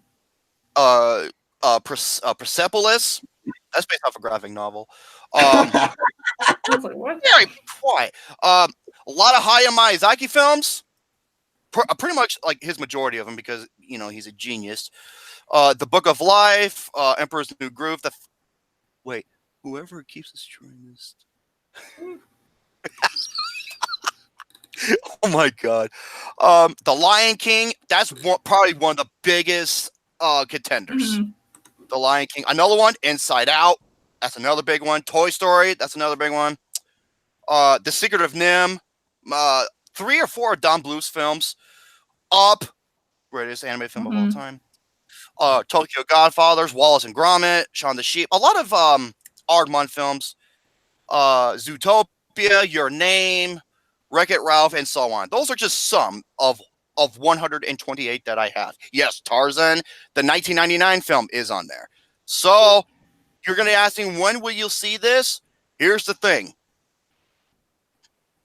Here comes the hardest part.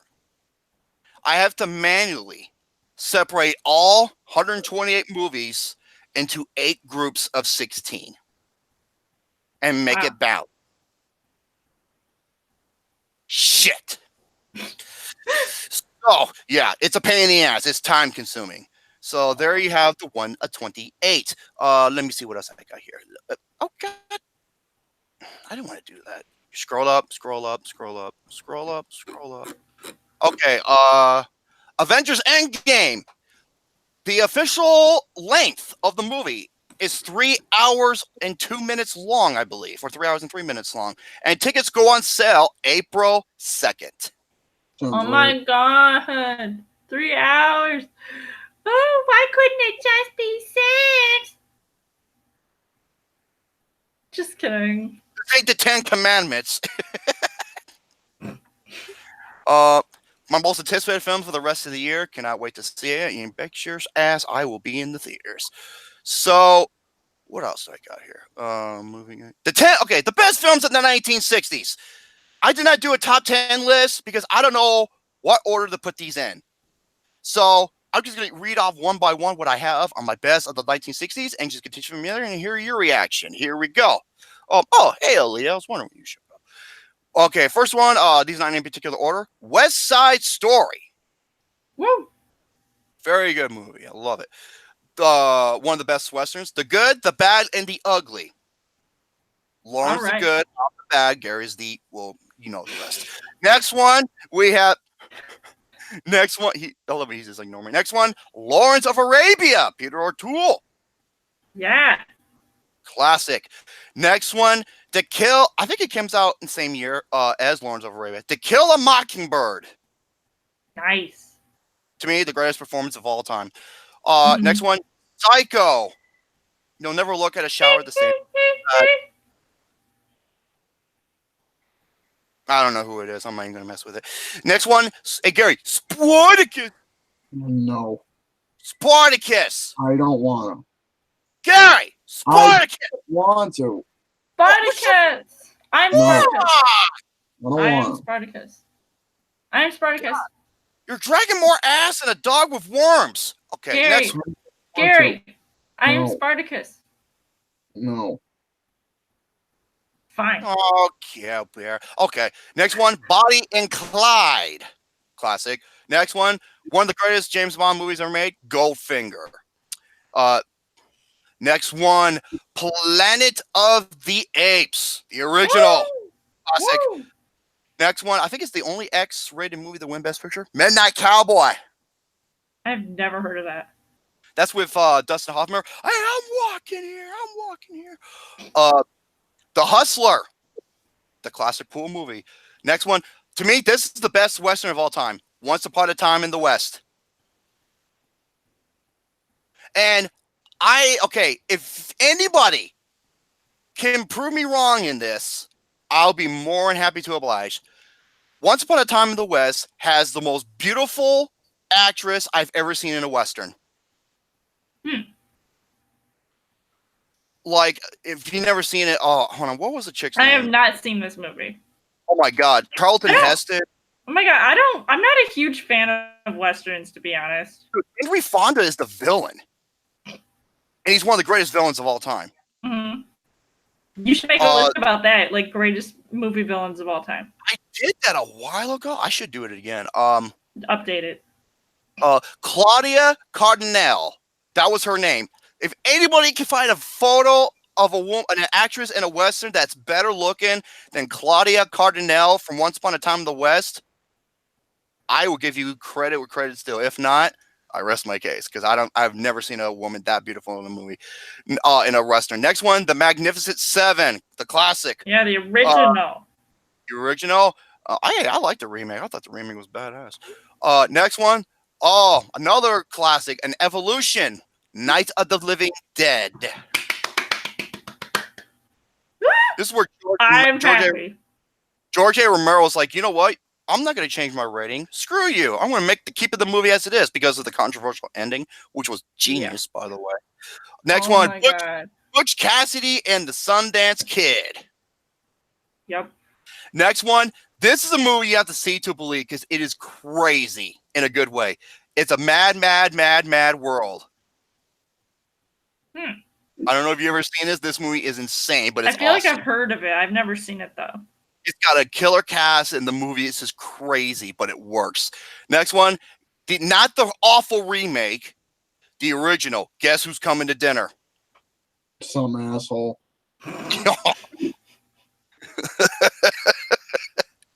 Where the remake was with Ashton Kutcher, it was so terrible. Oh, yeah, I guess I liked that movie because of Bernie Mac.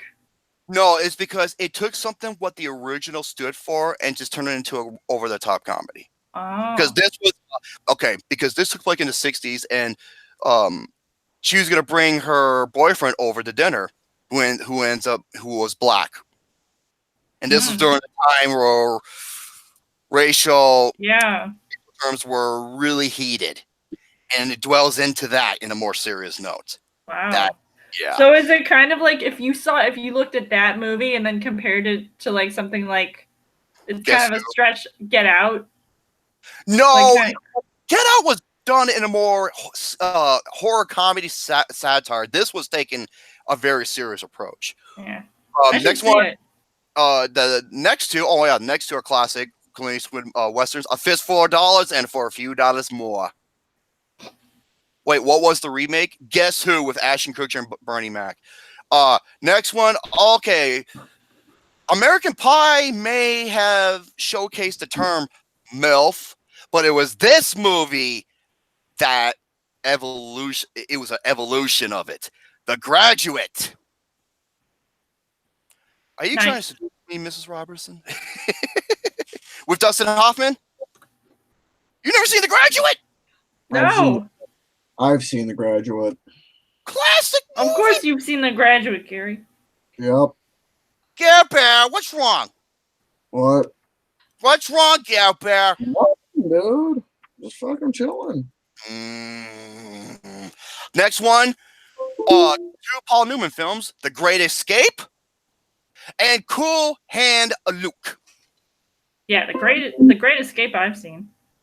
Great shit. Oh, Elias says, "Hello, Lauren. How are you doing?" I'm good. How are you? Simon and Garfunkel. Okay, so I have a couple of movie. Wait, well, he's probably wiped out. Oh yeah, he's probably wiped out from that rant he did, which is easily the highlight of the night. Go eat a burger. Okay, here we go. Let me just click. Yes, Mike Wilson. Yeah, that's her, dude. That's Claudia. She, most beautiful woman I've seen in Western. She's just like stunning.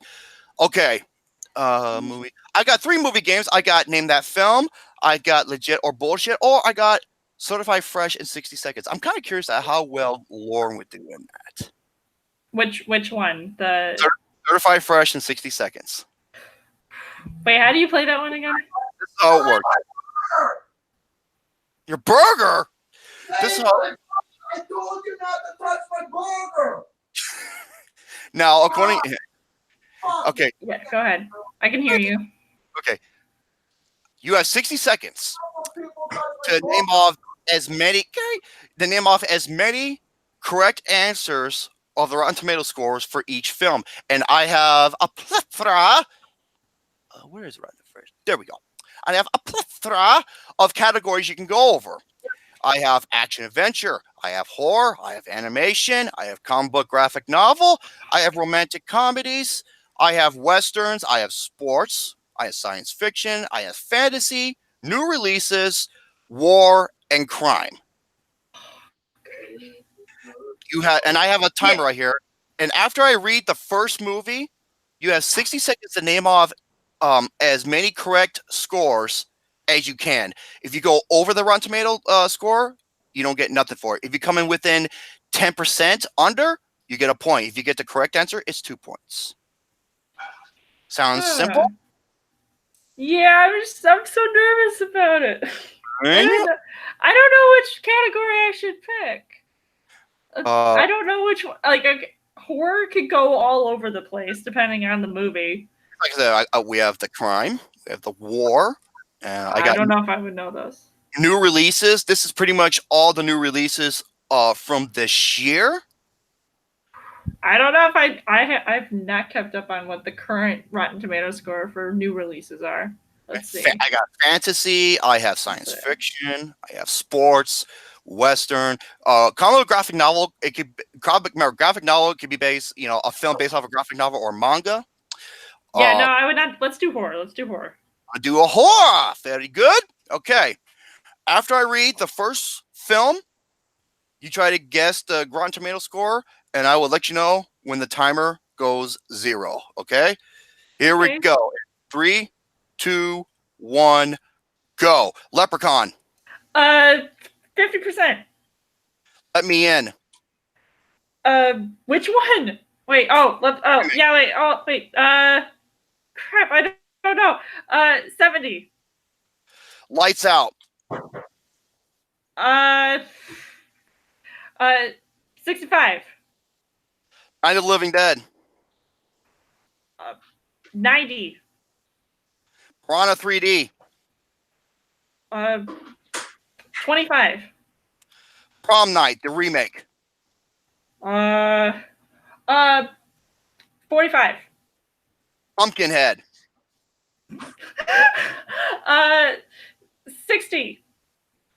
Wreck, REC.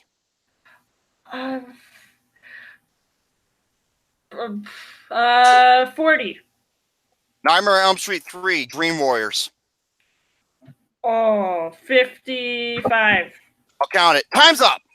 Okay. Oh God, I did horrible, and I should be this horror movie buff. I totally did. I think I did terrible. Let's see how well you did. Here we go. Leprechaun, here we go. Leprechaun, you guessed 50, it's 23. You went over. Let me in. You guessed 70, it's actually 88. Lights Out, you guessed 65, it was 77. 2 off from a point. Night of the Living Dead, you guessed 90, it's 97. You get a point.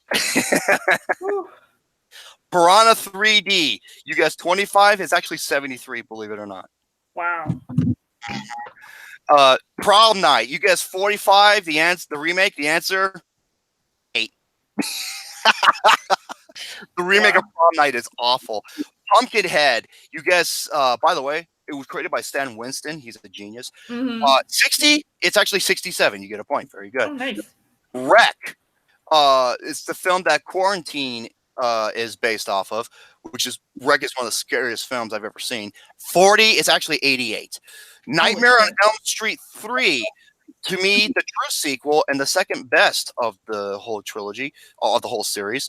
You guessed 55, is actually 74. So there you go. I mean, it wasn't bad for my first time playing. Next time. Now, I don't know if you want to try this again or okay, James, what the hell? Oh my God, James, not right now. So I have named that film or legit or bullshit, or do you want to try this again and try to maybe up your score? Up the score? Let's see. I do have. Did I say animation? I do have animation as well. Sure. I'll try that one. Okay. I don't know if it'll be any better, but we'll see. Here we go. 3, 2, 1, go. Madagascar 2. 75. Kung Fu Panda 2. 80. Ratchet and Clank. 60. Cloudy with a Chance of Meatballs.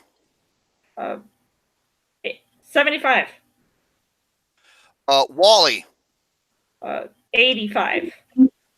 Rise of the Guardians. 70. Aladdin. 90. Kung Fu Panda, the original. 85. Loving Vincent. 65. Emoji Movie. 15. Monster House. 35. I'll count it because I read out the question at the last second. Okay. Hey, let's see how well you did. Here we go. Okay. Madagascar, Escape to Africa, you guessed 75. It's actually 64. You went over just a little bit. Kung Fu Panda 2, you guessed 80. It's actually 81. Almost a perfect score. Ratchet and Clank, you guessed 60. It's actually 17. Cloudy with a Chance of Meatballs, it's 86. You guessed 75. You get it? Wait. Oh, you're off by just 1. No! Wall-E, it's 95. You guessed 85. You get another point. Very good. Rise of the Guardians, 74. You guessed 70. You get another point. Aladdin, 94. You guessed 90. You get another point. You're doing really good. Kung Fu Panda, 87. You guessed 85. You get another point. Nice. Loving Vincent, 65. It's actually 85. You're a little over. No, you're Never lower. seen that movie. Emoji Movie, you guessed 15. It's actually 7. I feel like it was I was gonna say 5, but And Monster House, it's 35. You guessed 35. It's actually 74. So well done. Not bad. So you did a lot better. yeah. So Those are the only 2 categories I'd be good at. I know Gary probably doesn't want to play games. He's out of it. Are you all right, Gary Bear? What's the game? It was like, oh wait, say the name of the game's game. No, yeah, that one. Or legit or bullshit. I read a fact. You got okay. Legit or bullshit.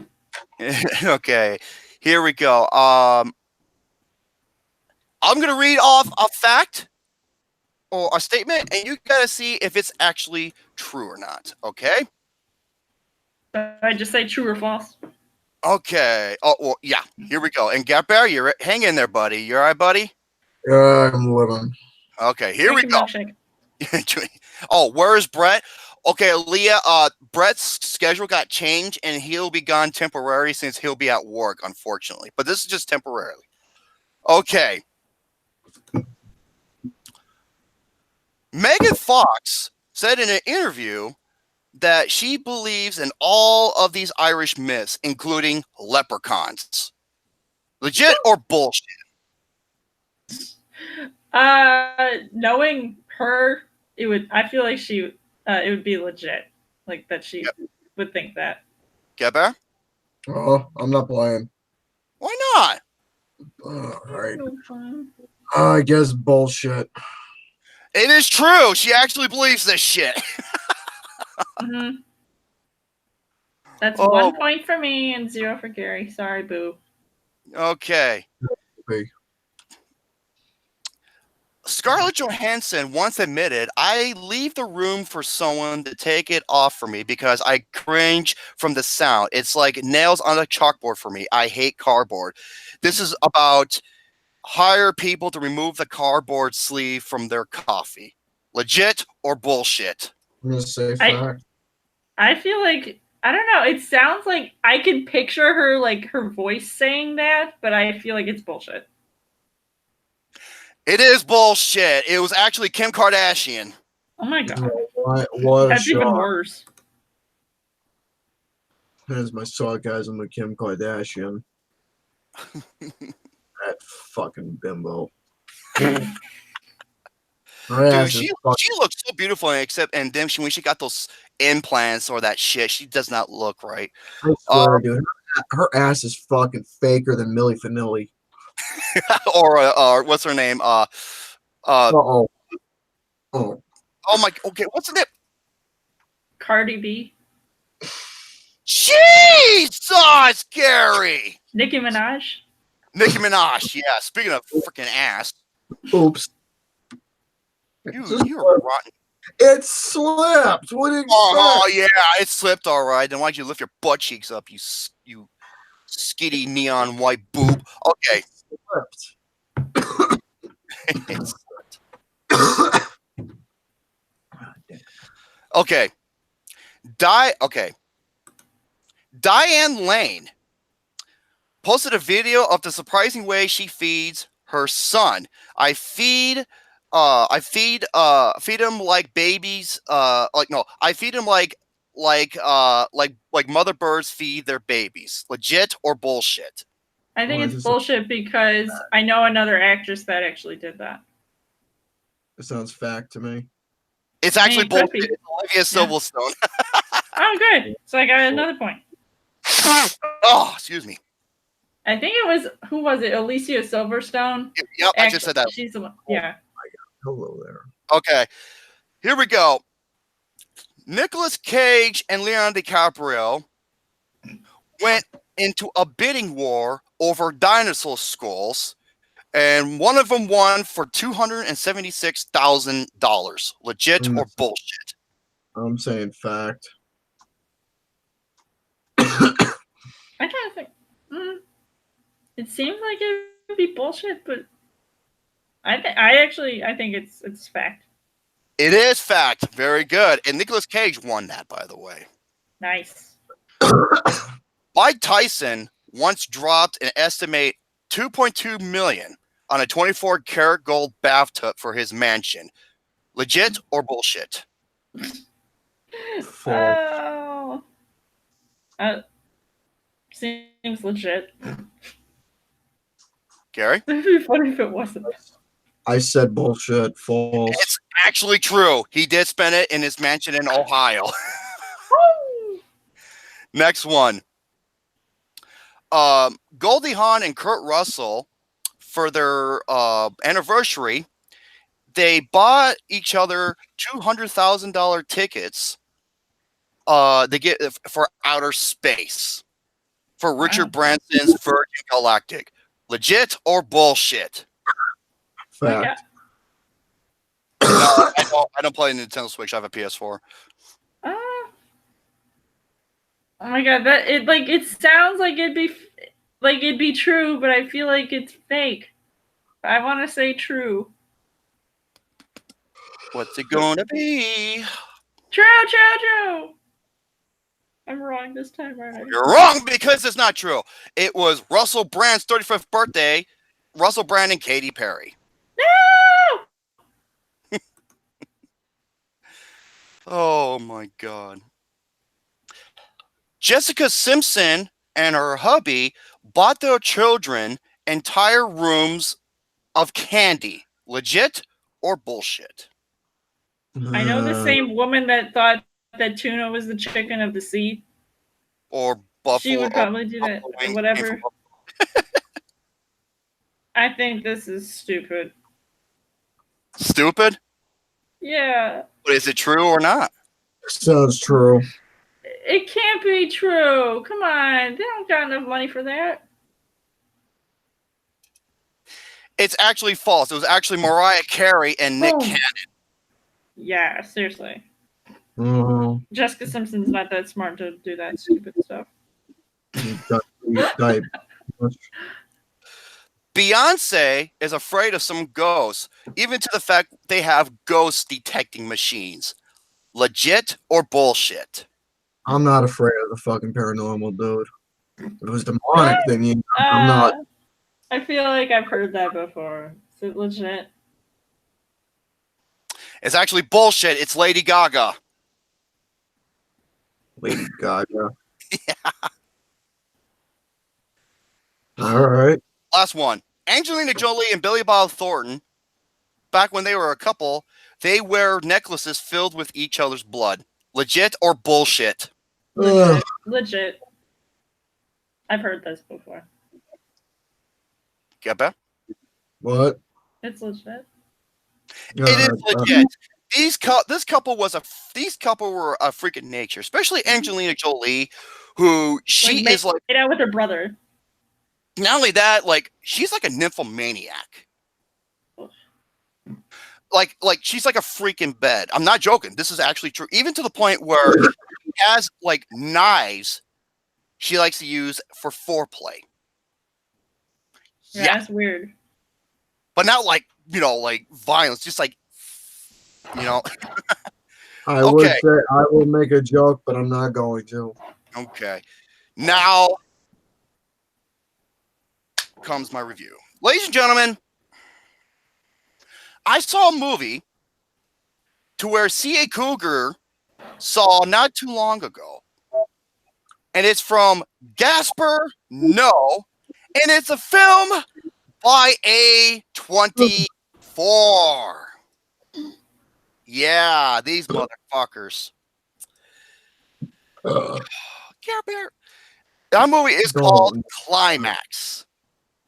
And what is this movie about? Okay. All it is, it's a film where a group of nobodies to where you don't care for or you don't know about.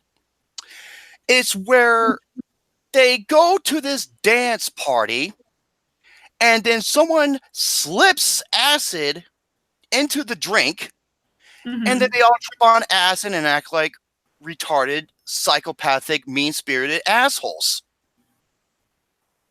There's your movie. Folks, this movie is a piece of shit. Gasper No. Yeah, this is the same asshole who did Irreversible, which contains a long rape scene and awful gratuitous violence. He is the bastard child or cousin of Lars von Trier. Folks, let me just tell you what happens in this movie, okay? Because I wrote it all down. Yeah, go ahead. Spoil it for me so I don't have to see it. Okay, this movie starts off with an overhead shot of a woman screaming in pain and then falls in the snow and dies. And then all of a sudden, we get tons of credits show up out of nowhere. I'm like, is the movie fucking over? Okay.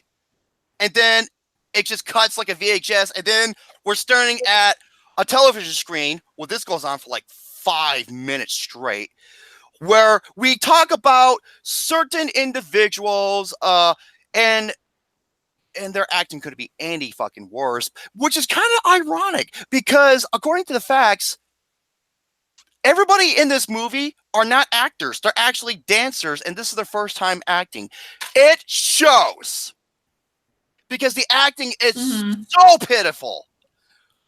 And then we're watching a television screen where talks to them about them doing anything to become, to make it as their dream to become a dancer. And what, yeah, bro? Gary, what are you doing? You look like you're trying to dump ass. No, just go on. Okay. And into the void. That's correct. Yeah, and then it talks about drug use. Maybe some foreshadowing. And then we get, okay, I will say one thing about this movie that it does that's somewhat really like wow, that's actually really good. The tracking shots. I think there's one tracking shot in this movie that's like 40 minutes long. Yeah. Which is actually really good. And this one's 13 minutes. I timed it. Here's the problem. What the tracking shot is, it's nothing. Yeah. It's just random shit. And then we get long duration of people dancing. And it's so damn tedious. Oh, hold on a second. Oh, and it's so damn tedious. And this goes on for 5 minutes of monotonous dancing, them just flying around like they're wild, wacky, inflatable tube dolls. Okay. And then and then this tracking shot goes on for another 8 minutes of just them bullshitting with one another that goes nowhere. Squiggly wiggly wobbly boo. It was a flippity floppity squiggity wiggity wobbly boo. That's pretty much what it was. Okay. And then we get a subtitle. It says being born is a unique opportunity. Messages. And then we get 14 and a half minutes of random bullshit discussions that go absolutely nowhere. It's absolutely boredom. It's just about sex, what they want to do to other men and women, love, and random other stupid shit that goes nowhere. Folks, there is no chemistry in this movie. There is no character development in this movie. There's no characters in this movie. You don't know who anyone in this movie is. The motivation is shit. And seriously, the first half of this movie, all it is, aside from that, the woman dying in the snow, the first half is nothing but god-awful random sequences or credit sequences, discussions about bullshit that goes nowhere, and tedious dance sequences that never know when to fucking end. That is the first 47 minutes of this movie. Wait, there is an upcoming fuck film Twitter. This movie is garbage. It was pointless. And people say, "Oh, this movie was created to show what drugs could do with people. It is an experience." No, this is not an experience. Oh my god. False crap alarm. your guts out, you dumb shit. False alarm. Okay, and then we get 2 more dance sequences that are shot overhead, and then and that goes on for another 10 minutes straight. It's fucking monotonous and tedious. And then at the 46-minute mark, we get large gold subtitle sequences where it's telling you the music is brought to you by these people, and the music is brought to you by this people, and the credits cover the whole screen. I'm like, this is pretentious as fuck. This movie defies the word pretentious. Gasper, no, I got a better nickname for him. More like Gasper the bitch ass hoe. There you go. That's his new nickname. So Gasper the bitch ass hole, and I'm calling this movie climatic bullshit. At the 47, 18 minutes. No, you should call it anticlimactic. Anticlimactic. Yeah, pretty much. You want to know what the worst word to describe a movie? You want to know the worst word to describe a movie instead of bullshit? It sucks. Poop. Yeah. So now 47-18, people are still dancing, and now they're getting overrun with the LSD because someone spiked it in the sangria with acid. And from this point, this is where like the 45-minute tracking shot, all this is, I'm not joking.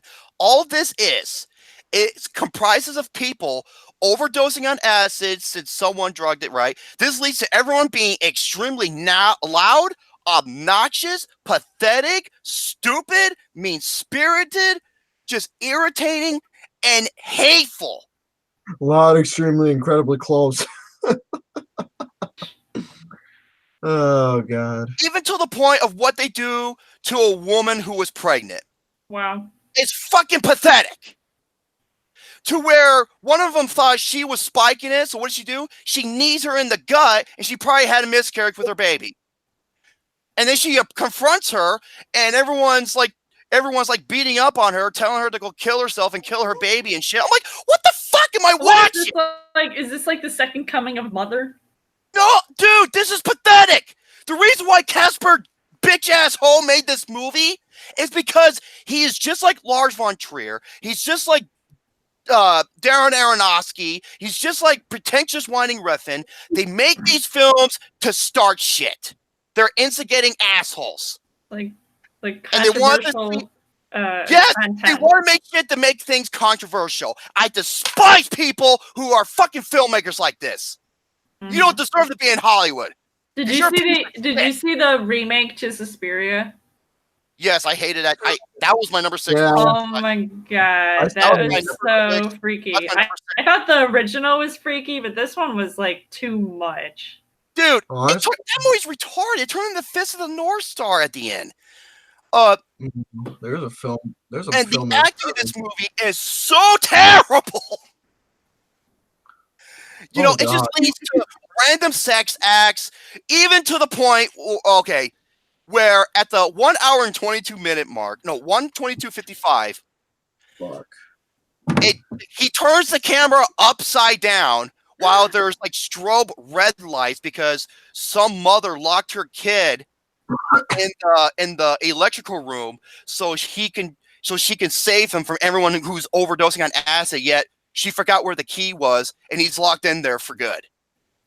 And he's screaming for his life. I'm just like, this is not art or entertainment. Get Jack Torrance to knock it down with the axe. Seriously, how is this entertainment? This is random bullshit. Mm-hmm. There is no story. There's no motivation. There's no plot. This is just pathetic.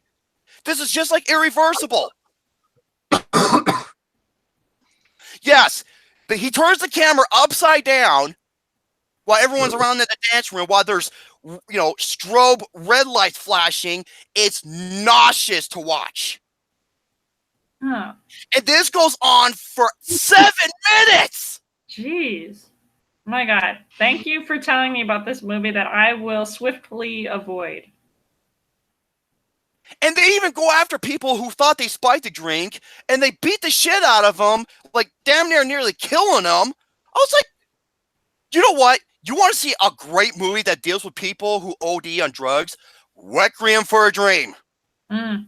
And also, that is a movie directed by Darren Aronofsky. Who, before he turned into a piece of shit, Mm. because, like I said, he brought himself into making Mother. And I went over the details as to why. Yeah, this is pathetic. Gasper bitch asshole. He wants to see his people in pain, in misery, watching his movies. And I applaud the Arizona Republic for giving this their lowest rating. Mm. And C.A. Cougar, who shat all over this, and I'm so glad. How this movie has a 71% rating is fucking depressing. It's pathetic. And guess what their message was? Dude, this was showcased at the hour and 33-minute mark. It says, and I quote, "Death is an extraordinary experience." Yeah, look at Bell and Ted Bogus Journey. Wow. Fuck you, Gasper. Fuck you. This movie gets my lowest recommendation. This is a big fat fucking F. This is garbage. Woo. I almost wanted to walk out towards the scene with the innocent person who was pregnant, who was pregnant, like a few months pregnant, and she probably had a miscarriage. And everyone's telling her the killers and everything. So she grabs a knife from everybody and she starts slashing herself and shit. I'm not kidding. This movie is pathetic, and she's not even on acid. All right. Why was this movie made? Oh, it's an experience. No, this is bullshit. That's all this movie was. Another pathetic, awful, garbage, pretentious, art house, trash dumpster fire from A24. Especially coming from Gasper, bitch ass hoe. Mm-hmm. Don't waste your time. I won't. Trust me. And by the way, the whole movie's subtitled. Oh, see, I don't mind seeing a foreign film. I don't either. It's just, I don't know. So A24, congratulations, you made another shitty movie. And fuck you, film twats or film Twitter. Please come after me. I'll be more than able to welcome you in open arms so I can grab you and squeeze you and pop you like a fucking tube of toothpaste. This movie is bullshit. You're going to see this easily among my high of the worst films of 2019.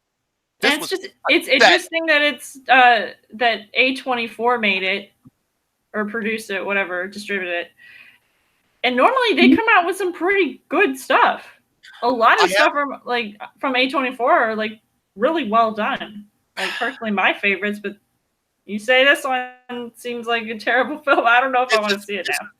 I hate 80% of all A24 films, but there are some that I like. The Spectacular, now, I love that movie. Lock, amazing. The Disaster Artist, my favorite. Is this worse than The House that Jack got built? No. I'll tell you why. Because that movie was misogynistic to no end. That is the definition of torture porn. And that movie was 2 hours and 35 minutes long. This movie was an hour and 35. Nation of Asian Dominations from Pornhub.com.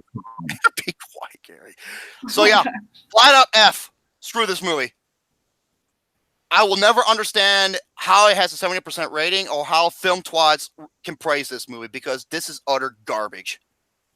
And you can tell that it's awful acting because, like I said before, they're actual dancers, they're not actors. It's even been stated. Oh my god, I loved The Witch and Hereditary. Oh, I hated those two movies so much. Those were both of my worst of the year list as well. I told you, I hate. Oh my god, don't even get me started on A24 horror films. Yeah, Hereditary, where the little girl, Toni Collette, amazing, making those goofy ass butt orgasmic faces, or looks like she just took the biggest dump. I'm sorry. Yeah, the little girl, Charlie Brown, she becomes Sleepy Hollow because she knew that there were peanuts in the food, but she didn't have her pen with her. Smart thinking. Did you know there's going to be part 3 to that story I created? There's going to be a part 3. I just got to figure out how I'm going to write it. Dude, I'll go as far as saying A24 horror films are on par with Blumhouse. Honestly, my friend Charlie's, they're just naturally coming off the top of my head, so. Oh, speaking of horror movies, the new trailer for Scary Stories to Tell in the Dark is online. Scary Stories is that an anthology movie? Yes. Should be. Because I know the Twilight Zone movie, but that Jordan Peele's doing. Mm-hmm. And there's only one movie coming out this weekend, and that, of course, is Hey Gary, Dumbo. Dumbo is the latest visual creation by Tim Burton, and it's written by one of the worst writers. Everybody, a lot of the women at the job have been talking about that movie. Where the movie is mixed. It's like around a 50% rating. Last time I checked. I want to see it. I just saw. I'm pretty sure I've only seen the original Dumbo for the first time. Oh, it's a classic. Just recently. I have not seen it before this year. Okay, and so, I don't know. What did you say? Did you cry at the scene when it involves Dumbo and the mother?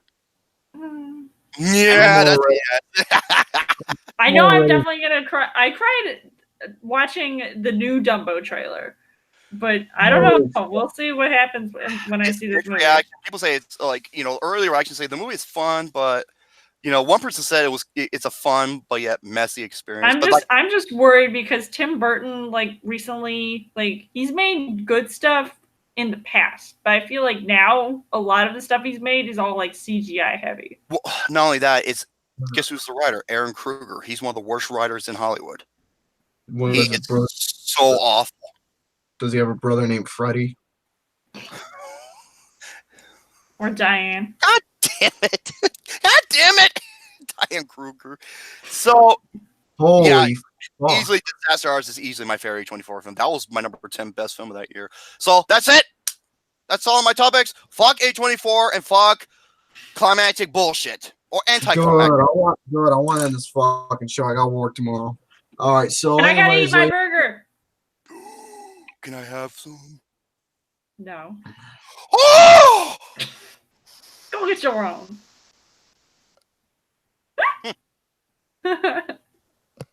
Anyways, ladies and gentlemen, boys and girls, children of all ages, thank you all for tuning in for episode number 77 of Flicks with the Dicks. I hope you all enjoyed the program. Stay tuned for next Thursday, where hopefully we have a new person coming on with the show. I don't know who we're gonna have on, but we'll just have to wait and see what transpires from there. Thank you all for tuning in, and I gave you all what you wanted. Even though you're exhausted now. Yeah, I'm gonna tell you right. Huh? Poor guy. Yeah, I did. Did it anyway. Will be. So, anyways, with that being said, I'm gonna continue bragging about my fucking paychecks and shit like that because I'm an asshole.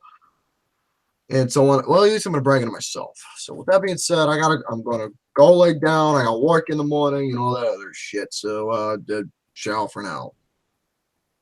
Lauren. What? Oh, what do I say? I'm really glad that I was on tonight. And if you guys don't know me, I'm Lauren Loves Movies. I have a YouTube channel. Look it up. I put the link in the description box so people can check it out. Oh, perfect. So you'll see if you go on there, I do movie reviews. I talk about movies in all sorts of ways with updates. I do Trailer Thursday videos every week, except for today because I was busy doing other stuff. I do trailer reaction videos, which I highly recommend seeing and, viewing to no end. And anything else that I've got going on, a potential podcast for a channel update in the future. So be on the lookout for that. And yeah, and maybe many more special surprises to come. So that's all I've got. Absolutely. Thank you so much, everybody, for tuning in to episode 77 of Flicks with the Dicks and Chicks. Tune in next week with episode 78. We'll see. I'm not sure if he'll be able to come on or not. We'll have to see. And tomorrow, Get Bear, we got to get that shit started with Wheel of Cinema. Mm-hmm. Get Bear. You hear what I said? Well, nobody wants to fucking play, dude, so... I want to play. I know you do, but you're already in the Tournament of Champions. Okay. Don't worry, we'll get... Well, everybody said they wanted to. Remember that post, Gary? So, tune in... Yeah. So tune in this Sunday where I will be on Adam Daily Live, ladies and gentlemen. We're going over Tim Burton films for building up to the upcoming release film, Dumbo. And speaking of that, I hope to God... No, that'll be for another time. So until then, stay tuned. And once again, motherfuck Gasper, the bitch-ass hoe and assholes for 24/7. You've proven my point yet again. You suck more ass juice than a septic tank. Now, if you excuse me, I'm going to look up some sweet hot milk porn starring Classy Katia.